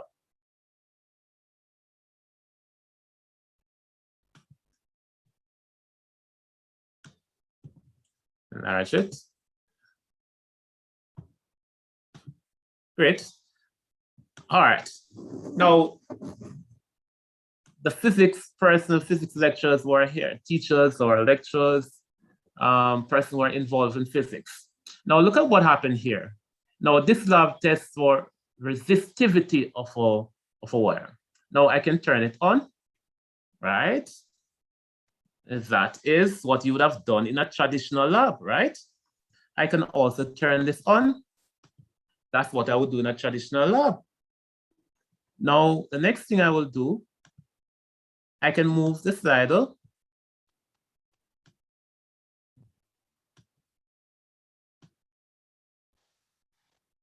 And let me turn my current on, my voltage. Now, am I manipulating this device? Am I manipulating the clip? Yes, I am. Can I use this to take measurements? What do you think, colleagues? So is there anybody saying that we can use a virtual lab in terms of manipulation and measurement? I think the issue is with respect to what CSEC requires, but I'll allow the colleagues to comment. And anybody wants to raise their hand and comment? First, they're saying yes, we can. There was a no earlier for the microscope, but most persons are saying yes, we can. How about connecting the circuit? Somebody's asking. All right. Now, this lab would not allow you to connect the circuit, but in the other case, you'd have to get another lab that can do that. So you can have different components of labs, simulation labs that can do that. Okay, there's a comment here that you're moving the mouse, you're not manipulating. I absolutely love that question. I absolutely love that. And so I thought about something when I was going to make this presentation. And I'm thinking about the doctors now who are doing surgery by using their mouse to manipulate. And when I go to do an ultrasound, they're using a mouse to manipulate. Isn't the same manipulation there? What do you think? Wouldn't have you have to learn, you would have to learn some skill, psychomotor skills of how to manipulate and how to adjust your mouse in order to get that properly done? Yes, let's hear the responses. MacLeod Thomas, do you want to open your mic and respond? Mrs. Williams, you had a point? Okay, McIntyre, go ahead. I mean, the virtual labs, even though you're manipulating the apparatus in the virtual lab, all right, so in my opinion, what it does is it helps them to actually practice using those apparatus, how to use it safely and so forth. But and when they go into the real setting where they actually have to manipulate the real instruments, it makes it easier for them because they can remember that, oh, when I was in the simulation, I had to turn this way or move this that way. So for me, it helps them to prepare for the actual measurement, manipulation of instruments in the physical traditional. Well put, like that response. You may not get all, and I must admit that all the skills that will not be developed in terms of using virtual manipulatives virtual lab to actually test for manipulation and measurement. But when we look at AI and look at ORR, can you use, for example, this particular lab? Could I use that this particular lab for ORR? Or could I use it for AI? Could it be a planning and design lab? What do you think?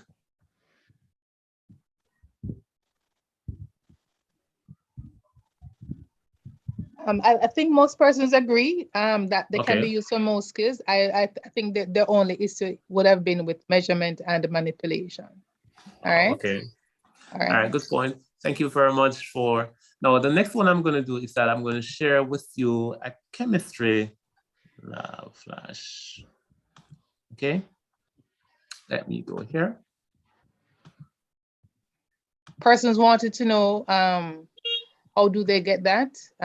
Get this access to this particular.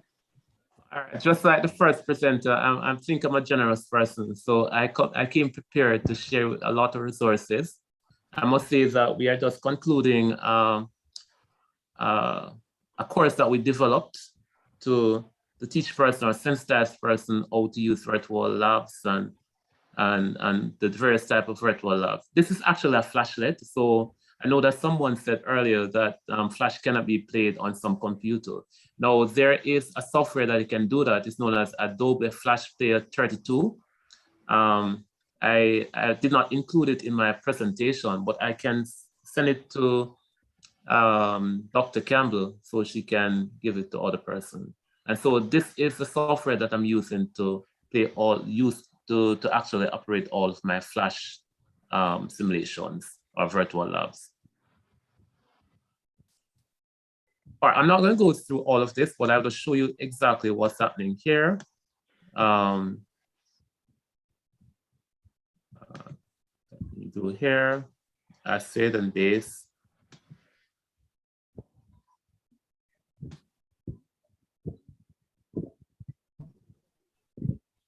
Now I can use this to, all right, I can use my indicator, and I can, good. All right, so now I can move my slider, and you see what's happening there.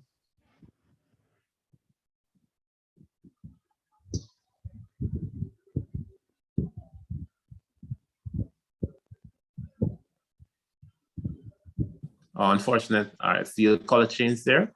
Now, can I, for example, do measurement from here?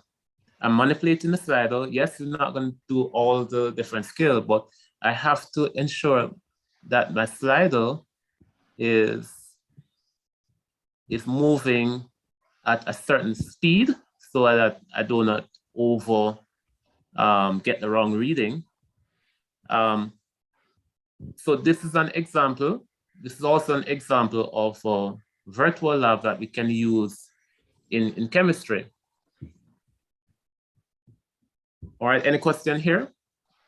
So I've shared with you physics, biology, and this is free. No money at all. You don't have to pay any money for this. So the students can actually do this at home. So you could actually do this lab in terms of you want to do it for ORR, you want to do it for AI. The student could do this at home, and so it's flexible. So they're not in a classroom setting where they're nervous, or the fact that they're unable to do a lab because of the social distancing. In terms of the fact that we may not have resources in the schools to do these labs. And so you realize that the student could do this wherever they are. Sir, all right, any questions? Yes, go ahead. This particular flashlight. Yes. How did you get the pH meter for this particular? Because I've used this one before, but I've never been able to use or get the thermometer and the pH meter. So can you tell me how you got it there, please? All right. What is the name of this particular flashlight that you're using? I can share with you. It's actually from a particular site. Let me share that with you. And I can put that in the chat also. Hope I have it open. Yes, I think I did.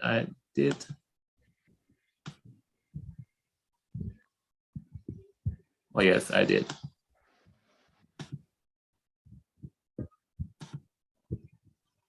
Oh, here. So these are the the source for the chemistry, and these are all chemistry labs. And so this would be the acid and base. Is cool. I can put that in the chat so you can have, for the chemistry teachers, can able to use this. Okay, all right, great. All right, so you find this useful. Definitely you'll find it very, very useful. All right, so what we have here is a lot of resources. You can have the buffer action, we have dissolving, and these are all flashlets because it ends with SWA, shockwave flash. So anything that ends with SWF is going to be shockwave flash. And so these are all chemistry flashlights you can use. The link that I sent in the chat, you can use that to get these labs. Any other question?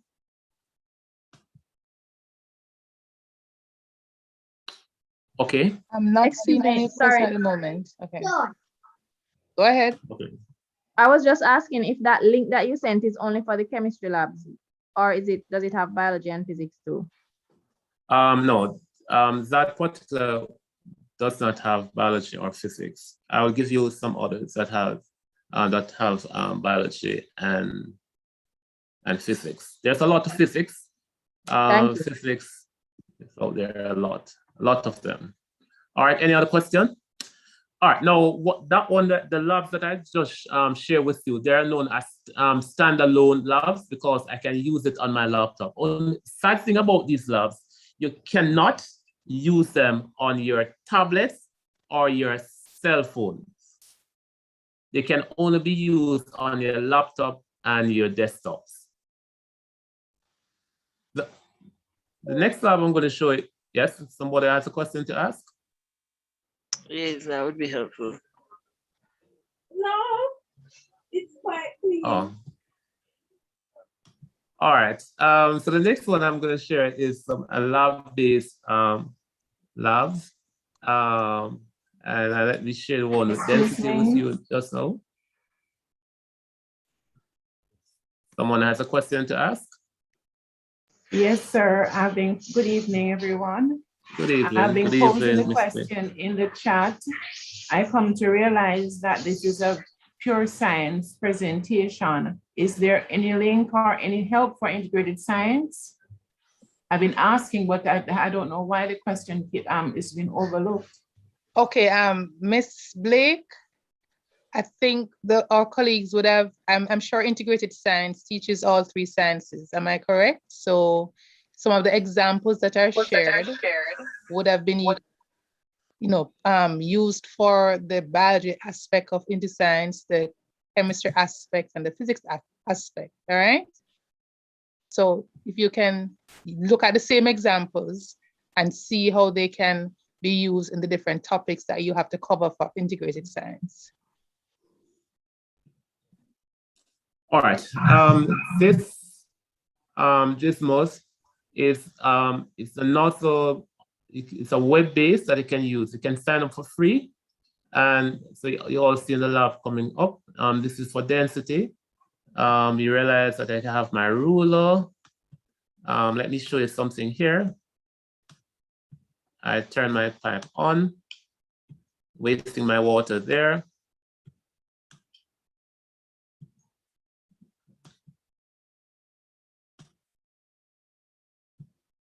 I can put my water in this.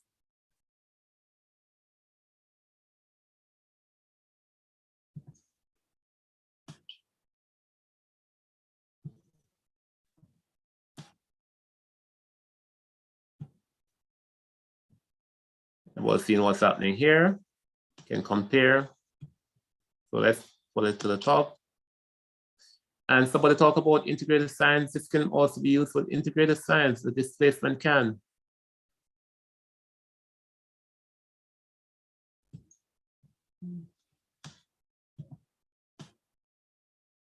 Okay, so persons are asking what website can we access these from? I'm going to share this one with you just now. Okay.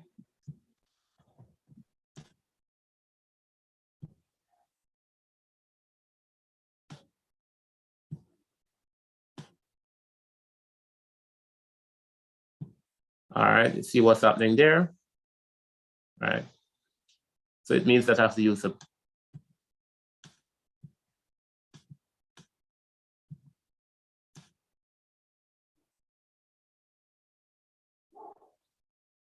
all right, I'm not going to go to the entire experiment, but at least to see what's happening here in terms of what I'm doing. Or let me share that link with you.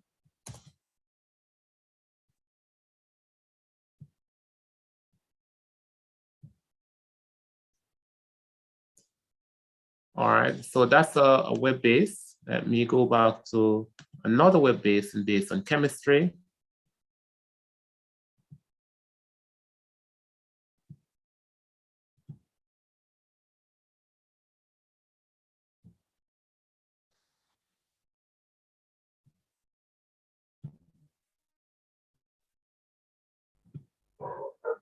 But I have already opened it, so I can go to where I open it.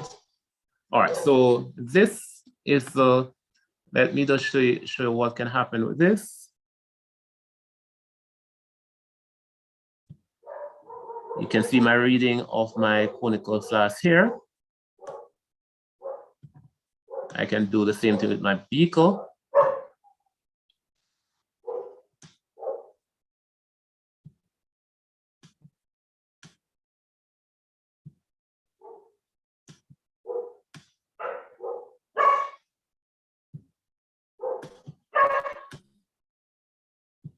And I can turn my pipe on and let allow water to go here. All right. So this is another web base. It's known as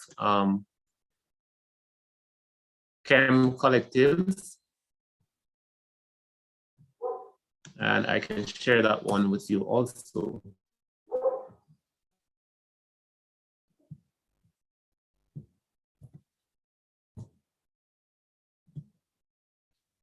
All right.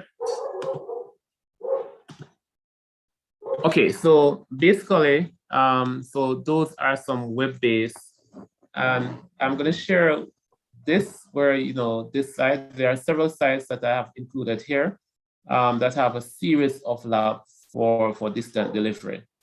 As I said, they can be used for AI, can be used for ORR, and can be used for planning and designing.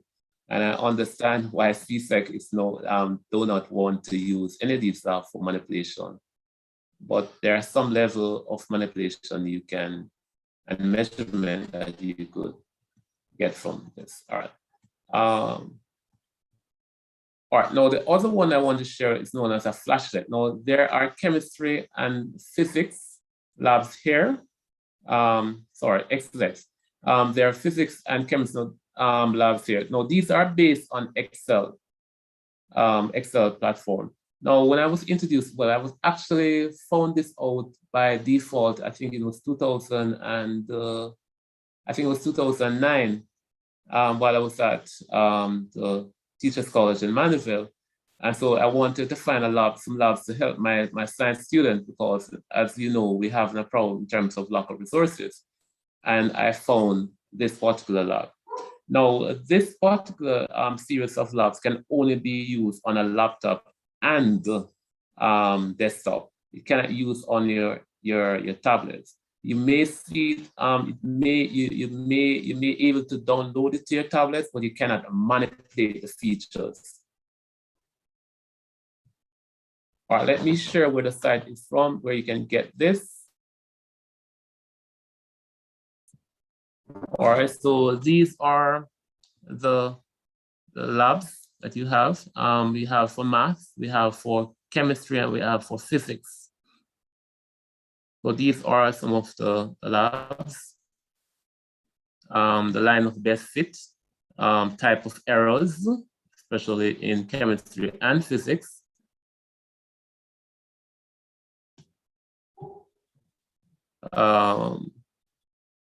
Kinetic of cancer cell growth, which can be used for biology. All right, so you have a series of labs here, and I will definitely share this particular site with you in the chat. so you can, you can explore.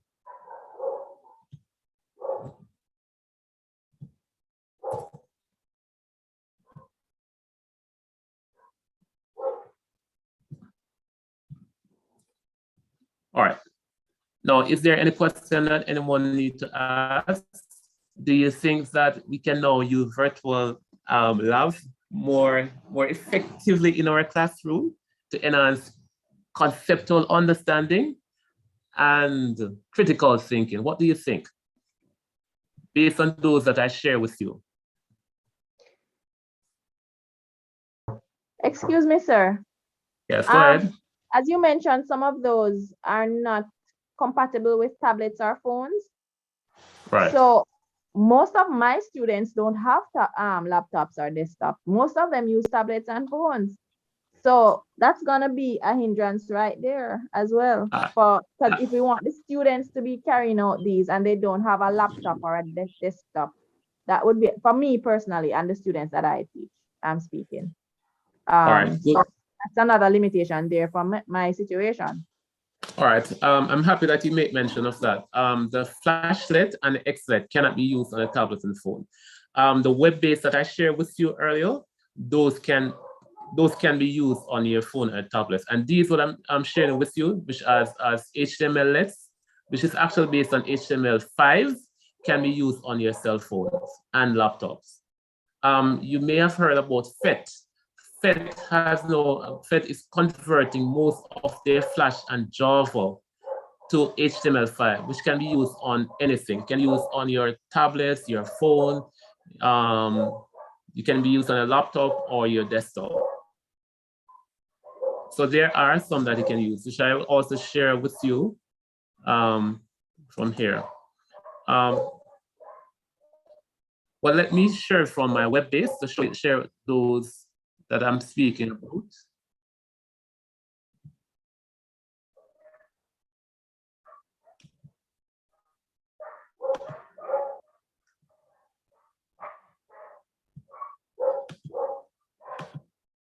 All right, now this site I will share with you, this site is based on the HTML5. Let me share that in your,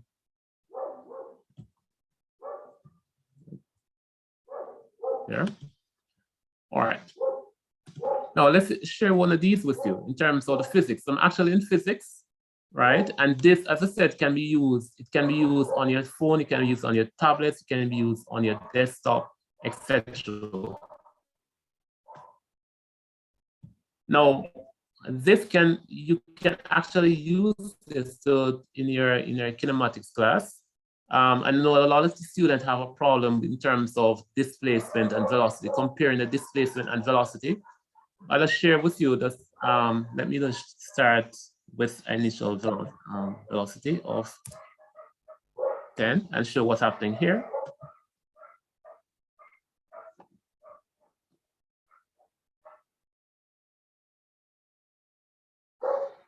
Now, the question I'm going to ask for those physics persons who are here, could I use this as a lab in my class? And in what way would you use it?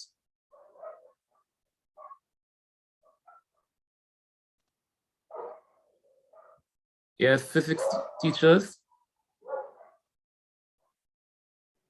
Physics persons? I'm not physics. Somebody answer for physics. Good evening. It could be used for when you get those questions, when it requires you to sketch a graph, so that the students could actually have a visual of the question. Yes, that would help. Okay, good point. Could it be used as a lab?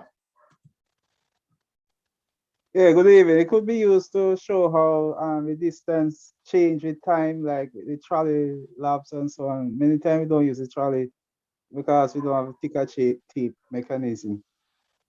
Oh, good point. Thank you for that. Someone said All right. displacement time graph labs. Yes, it can be used for displacement. All right, let me share one more lab with you.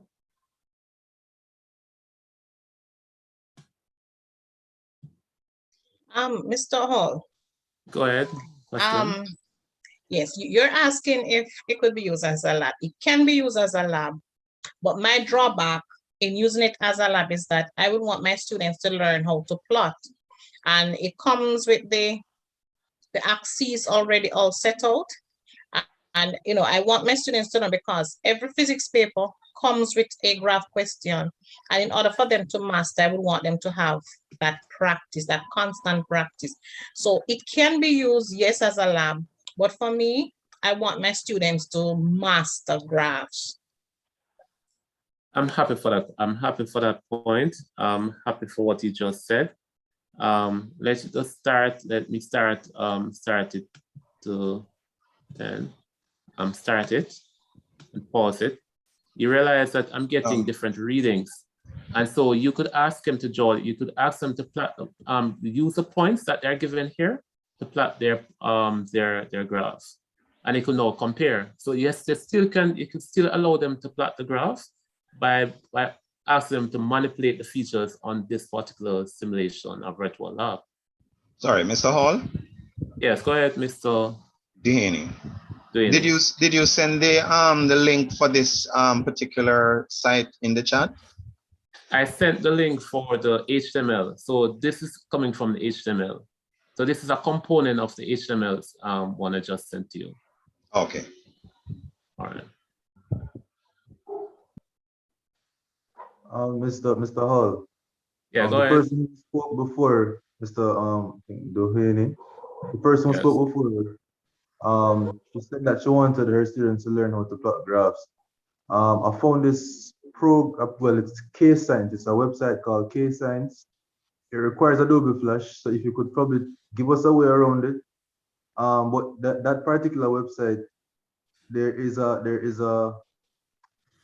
the virtual, I don't know if you call it a lab or whatever it is, but they're able to plot a graph and they're unable to move forward. So the graph comes up in a particular way where you have to enter your axes labels. You have to create your own scale. And if something is off and incorrect, you cannot move on to the next step. So it brings you step by step through plotting a graph, and I found it to be useful with my students. But of course, Flash is not working anymore. So if you could find a way around that, that would also be good for that person. There's a way around it, Mr. You could maybe send her the link. I know you would be. You could send the link that I gave you to this particular person. You remember the link that I gave you to how to download, how to use Flash on your as a standalone? Yes, sir. But this one it has to be used. It's an online. Oh, so the web-based. So they would have to use a web-based version by using the Flash Flash. Which doesn't work anymore. So once it's a web-based. Repeat that, please. So the Flash, Adobe Flash plugin. 2021. It's a plugin that doesn't work anymore. It doesn't work for. It doesn't work. It works for some. So if let me share with you. How I would use that one here. Let me get Microscope, the one I shared with you earlier.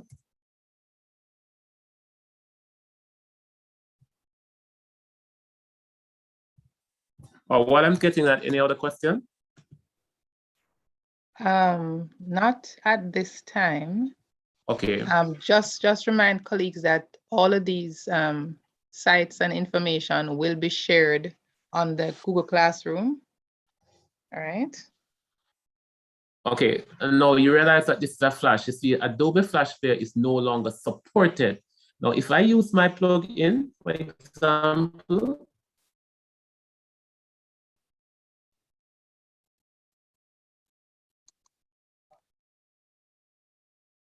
you realize that now I get it to work by using this. Actually converts to the HTML, not the SWF to HTML. And so I'm able to manipulate. So you can see I can still manipulate all of this. So that plugin, you know, you could try to see if it will work. Could you send me the link? And let me see what happened from my end, and then I will see if I can. The link is in the chat. Okay, all right. Thank you very much for that. All right. Technically speaking, I've come to the end of my presentation. I'm open for additional questions if there need for me to answer any other question relating to some of the things I shared with you.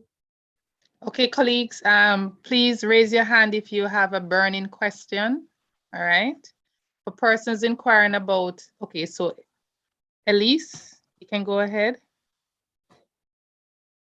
Yes, good evening, sir. You mentioned that you are making some application, simulation application. Simulation application. Similar to what you have just demonstrated. Well, we had a course which is actually concluding now in terms of virtual manipulative share, how to use it in an active learning environment, or in terms of SBA, how to use it SBA. So I don't know if it's that what you're speaking of.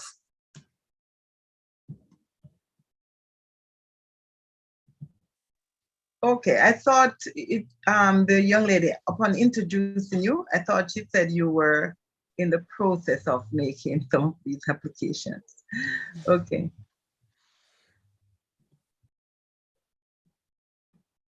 Any other question, comments? Okay, Nelson, there's a hand raised, Nelson. Yes. Yes, Doc, thank you. Sir, excuse me, which one of the sites is for has the biology once again, please? All right, the one that I sent you with the biology link, let me just get back to that. That would be, I would have to send that again to you in the chat. There's so many things that were sent.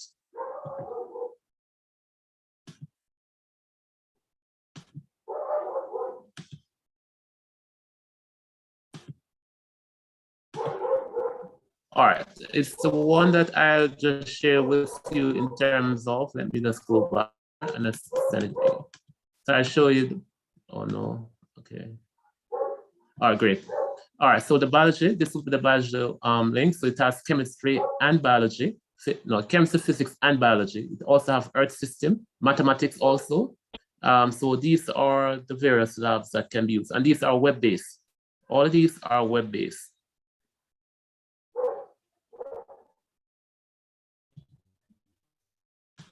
So I send it back to you in the chat so you can peruse and play around with it. Thank you, sir. All right, any other questions? I know that it's a lot of information. Not seen any, there was a hand raised. I don't remember the person put the hand down. Yeah, no, all right. Me. Yes, sir. Oh yes, McLeod Thomas. Yes, go ahead. I was just saying all these are nice ideas and very good, but for teachers to effectively use them, probably some training, I don't know. I'm so sorry. So that we can be comfortable, because if we as teachers are not comfortable with this, then we will not be effective in bringing this across to students so that they can enjoy the experience. That's my take, but I welcome the new idea as an old schooler. I must say some things that we have created a course of Shortwood. We're planning to run this course again for teachers, where we teach how to use various software. It was a pilot, well, we had a pilot which is going to conclude on Monday. And there are certain things, you know, as educators, we have to constantly learn. And so by presenting, we understand that there are some things that we may have to fine tune, so as to emphasize some skills that person would need to know in order to use this virtual labs to make with their students. So when will this be? When will this training be? And how are we going to be aware of it? What is the medium? All right, I must say is that I'm working on that. We're just fine-tuning. We're concluding this particular training. But I must also say is that there is a training using PhET. I will send that in I will send that in the WhatsApp groups with the I don't know if well, I'll send it to Dr. Taylor in terms of the invitation to do the PhET course, which is going to be starting in October to November, right? All right, please don't let it be too expensive so that. No, it's not expensive, it's free. It's free. Oh, great. You don't have to pay anything for it. No other teachers will be So very. like the course that we just did, it was free for teachers. It's good. Yes. That. Yes. All right, because I'm a face-to-face and I'm hands-on. And Errol Waters just send the link in the chat. So it's in the chat, the PhET course. It's just above Brian's response. You're welcome. Okay, colleagues, so we have explored quite a bit today, right? Can you join me in thanking Mr. Hall for exposing us to the many different applications that we can, you know, be a part of. Colleagues, remember that in most of these cases, you just have to be brave to go out there and try something, all right? Tinker around with these virtual labs, right? And then expose your students to it. All right, if we have completed everything, please remember that the evaluation link, I'm going to be reposting it in the chat. The link is to be completed, all right? If you use your Gmail, regular Gmail, we can add you to the classroom. Colleagues, please follow the instructions. You are going to click on the evaluation link and use your Gmail in order to be added to the classroom. Please follow the instructions, all right? Yes, go ahead, ma'am. Someone had commented more than once that the biology syllabus says the investigative project, the 2 parts should be done in year 2. So I looked at the biology, the chemistry, and the physics syllabi. Yes. They actually have exactly the same thing, except the biology is missing the paragraph that is present in chemistry and physics. And I do moderate biology CSEC as well. Right. And we're looking for the planning and design of proposal in year 1 normally. Yes. So I hope that answers that. I think it was just an omission for the biology syllabus, because when you look at all 3, basically saying exactly the same thing. Same thing, right. Yes. Right. Thank you very much for that clarification, Mrs. Williams. So colleagues, please spend some time going through the different syllabi, right? So that you have firsthand information. But clearly we are agreeing that the investigative project consists of 2 parts. The proposal is done first, and that's the PD, and then it is implemented, and that is done in the year 2. All right. Again, the evaluation form link is posted in the chat. If you use your Gmail in completing it, then you can be added to the Google Classroom. It will not be able to accept MOE schools' email addresses, all right? For the Google Classroom, that is, okay? All right. Again, we will be making all these resources, presentations, recordings available. Remember that day 1 and day 3, this is the final day. It is on YouTube, so you can always go back to that YouTube link and access day 1 and day 3. All other recordings will be posted on the Google Classroom. All right. We will be reposting the WhatsApp link for the subject groups. Mrs. Williams, can you help me out here? So those who wanted to join biology, I think is filled, but there is going to be another group. So that will be posted. The chemistry group will be posted. Physics has already been posted, and integrated science will also be posted.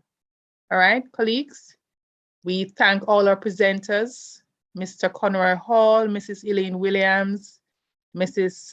Kirwalko, and other colleagues who worked with us yesterday, Mrs. Francis Price, Miss Keon Montague, yes, Mr. Michael Davis, Mrs. Nadine Ellis Hall, Mr. Imran Miller, Mrs. Georgia Rudolph Blake, Mrs. Joanna George Johnson, Mrs. Jaylin Cooper Stewart, and am I leaving out anybody? I hope not.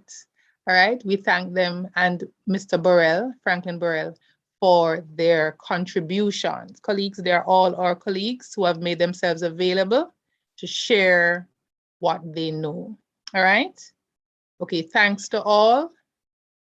Have a great rest of day. Okay, I see a hand raised. Biggs, go ahead. Good afternoon, everyone. I'm just wondering how you get specific information re human and social biology, specifically the SBA component. Okay, there was a HSB workshop held earlier on Tuesday at 1. We don't have all of the presentations for that, but as soon as that's available, we can share. But I think the biology presenters are also able to give you some information for HSB. So you can join the subject groups for HSB or biology, and we can try to arrange additional sessions to help with that subject area. All right? Thank you much. Have a blessed afternoon. You too. All right. Okay, all right, good. Breakout room. Okay, that was yesterday. It was just called chemistry. All right. Okay, colleagues, thanks to everyone. All the best. Please remember to complete the evaluation forms if you intend to be added to the classroom, as well as to get certification. All right? Thank you.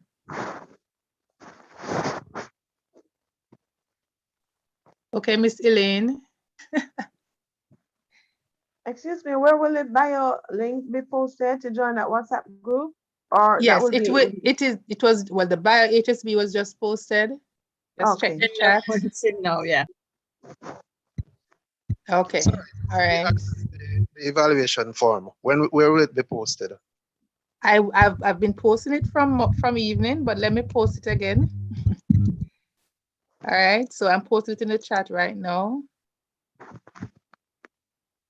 So colleagues, please complete. All right, lessons. Okay, Mrs. Williams, we're officially beat. Oh yes, Mr. Panther. Oh yes. All right. Thank you, well done, all of it. Okay, thanks.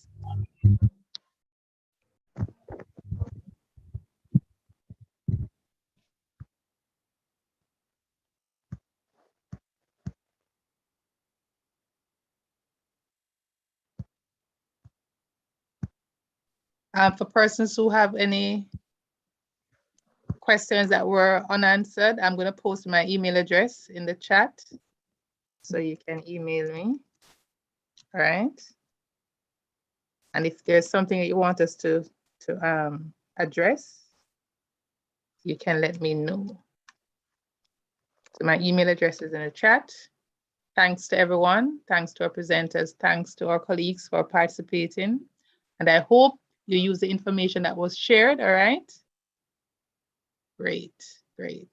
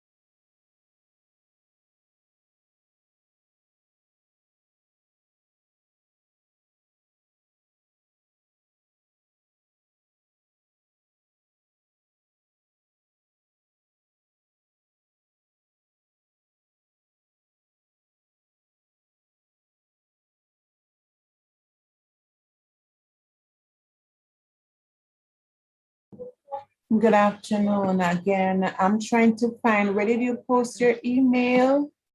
My email address? I was completing the evaluation Okay, again. let me post it again. Because right, no I missed the first 2 days. I wasn't well.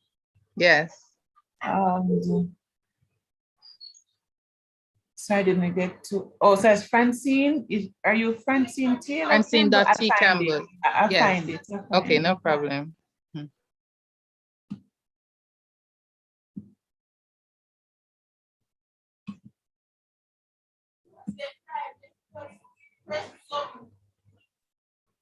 Thank you. Have a good one. Okay, thanks. You're welcome. Okay, blessings to everyone. All right. I'm going to end it now. Oh, I'm not in charge of the LMS, but I'll mention the use of meet attendance. Do you know that you can go on and actually add that as an extension for yourself, Mrs. Parker Grant? I tried doing it. But it's not coming up. When I do it with my private email, it works quite fine. I can find it there. But when I sign into Chrome with my MOEYI account, it's not coming up as an extension. Okay, all right. So even when I search for it, it's not coming up. All right, can you email me that concern so I can send it on to the IT officer? Okay, will do. All right, please, thank you. All right, thanks all. All right.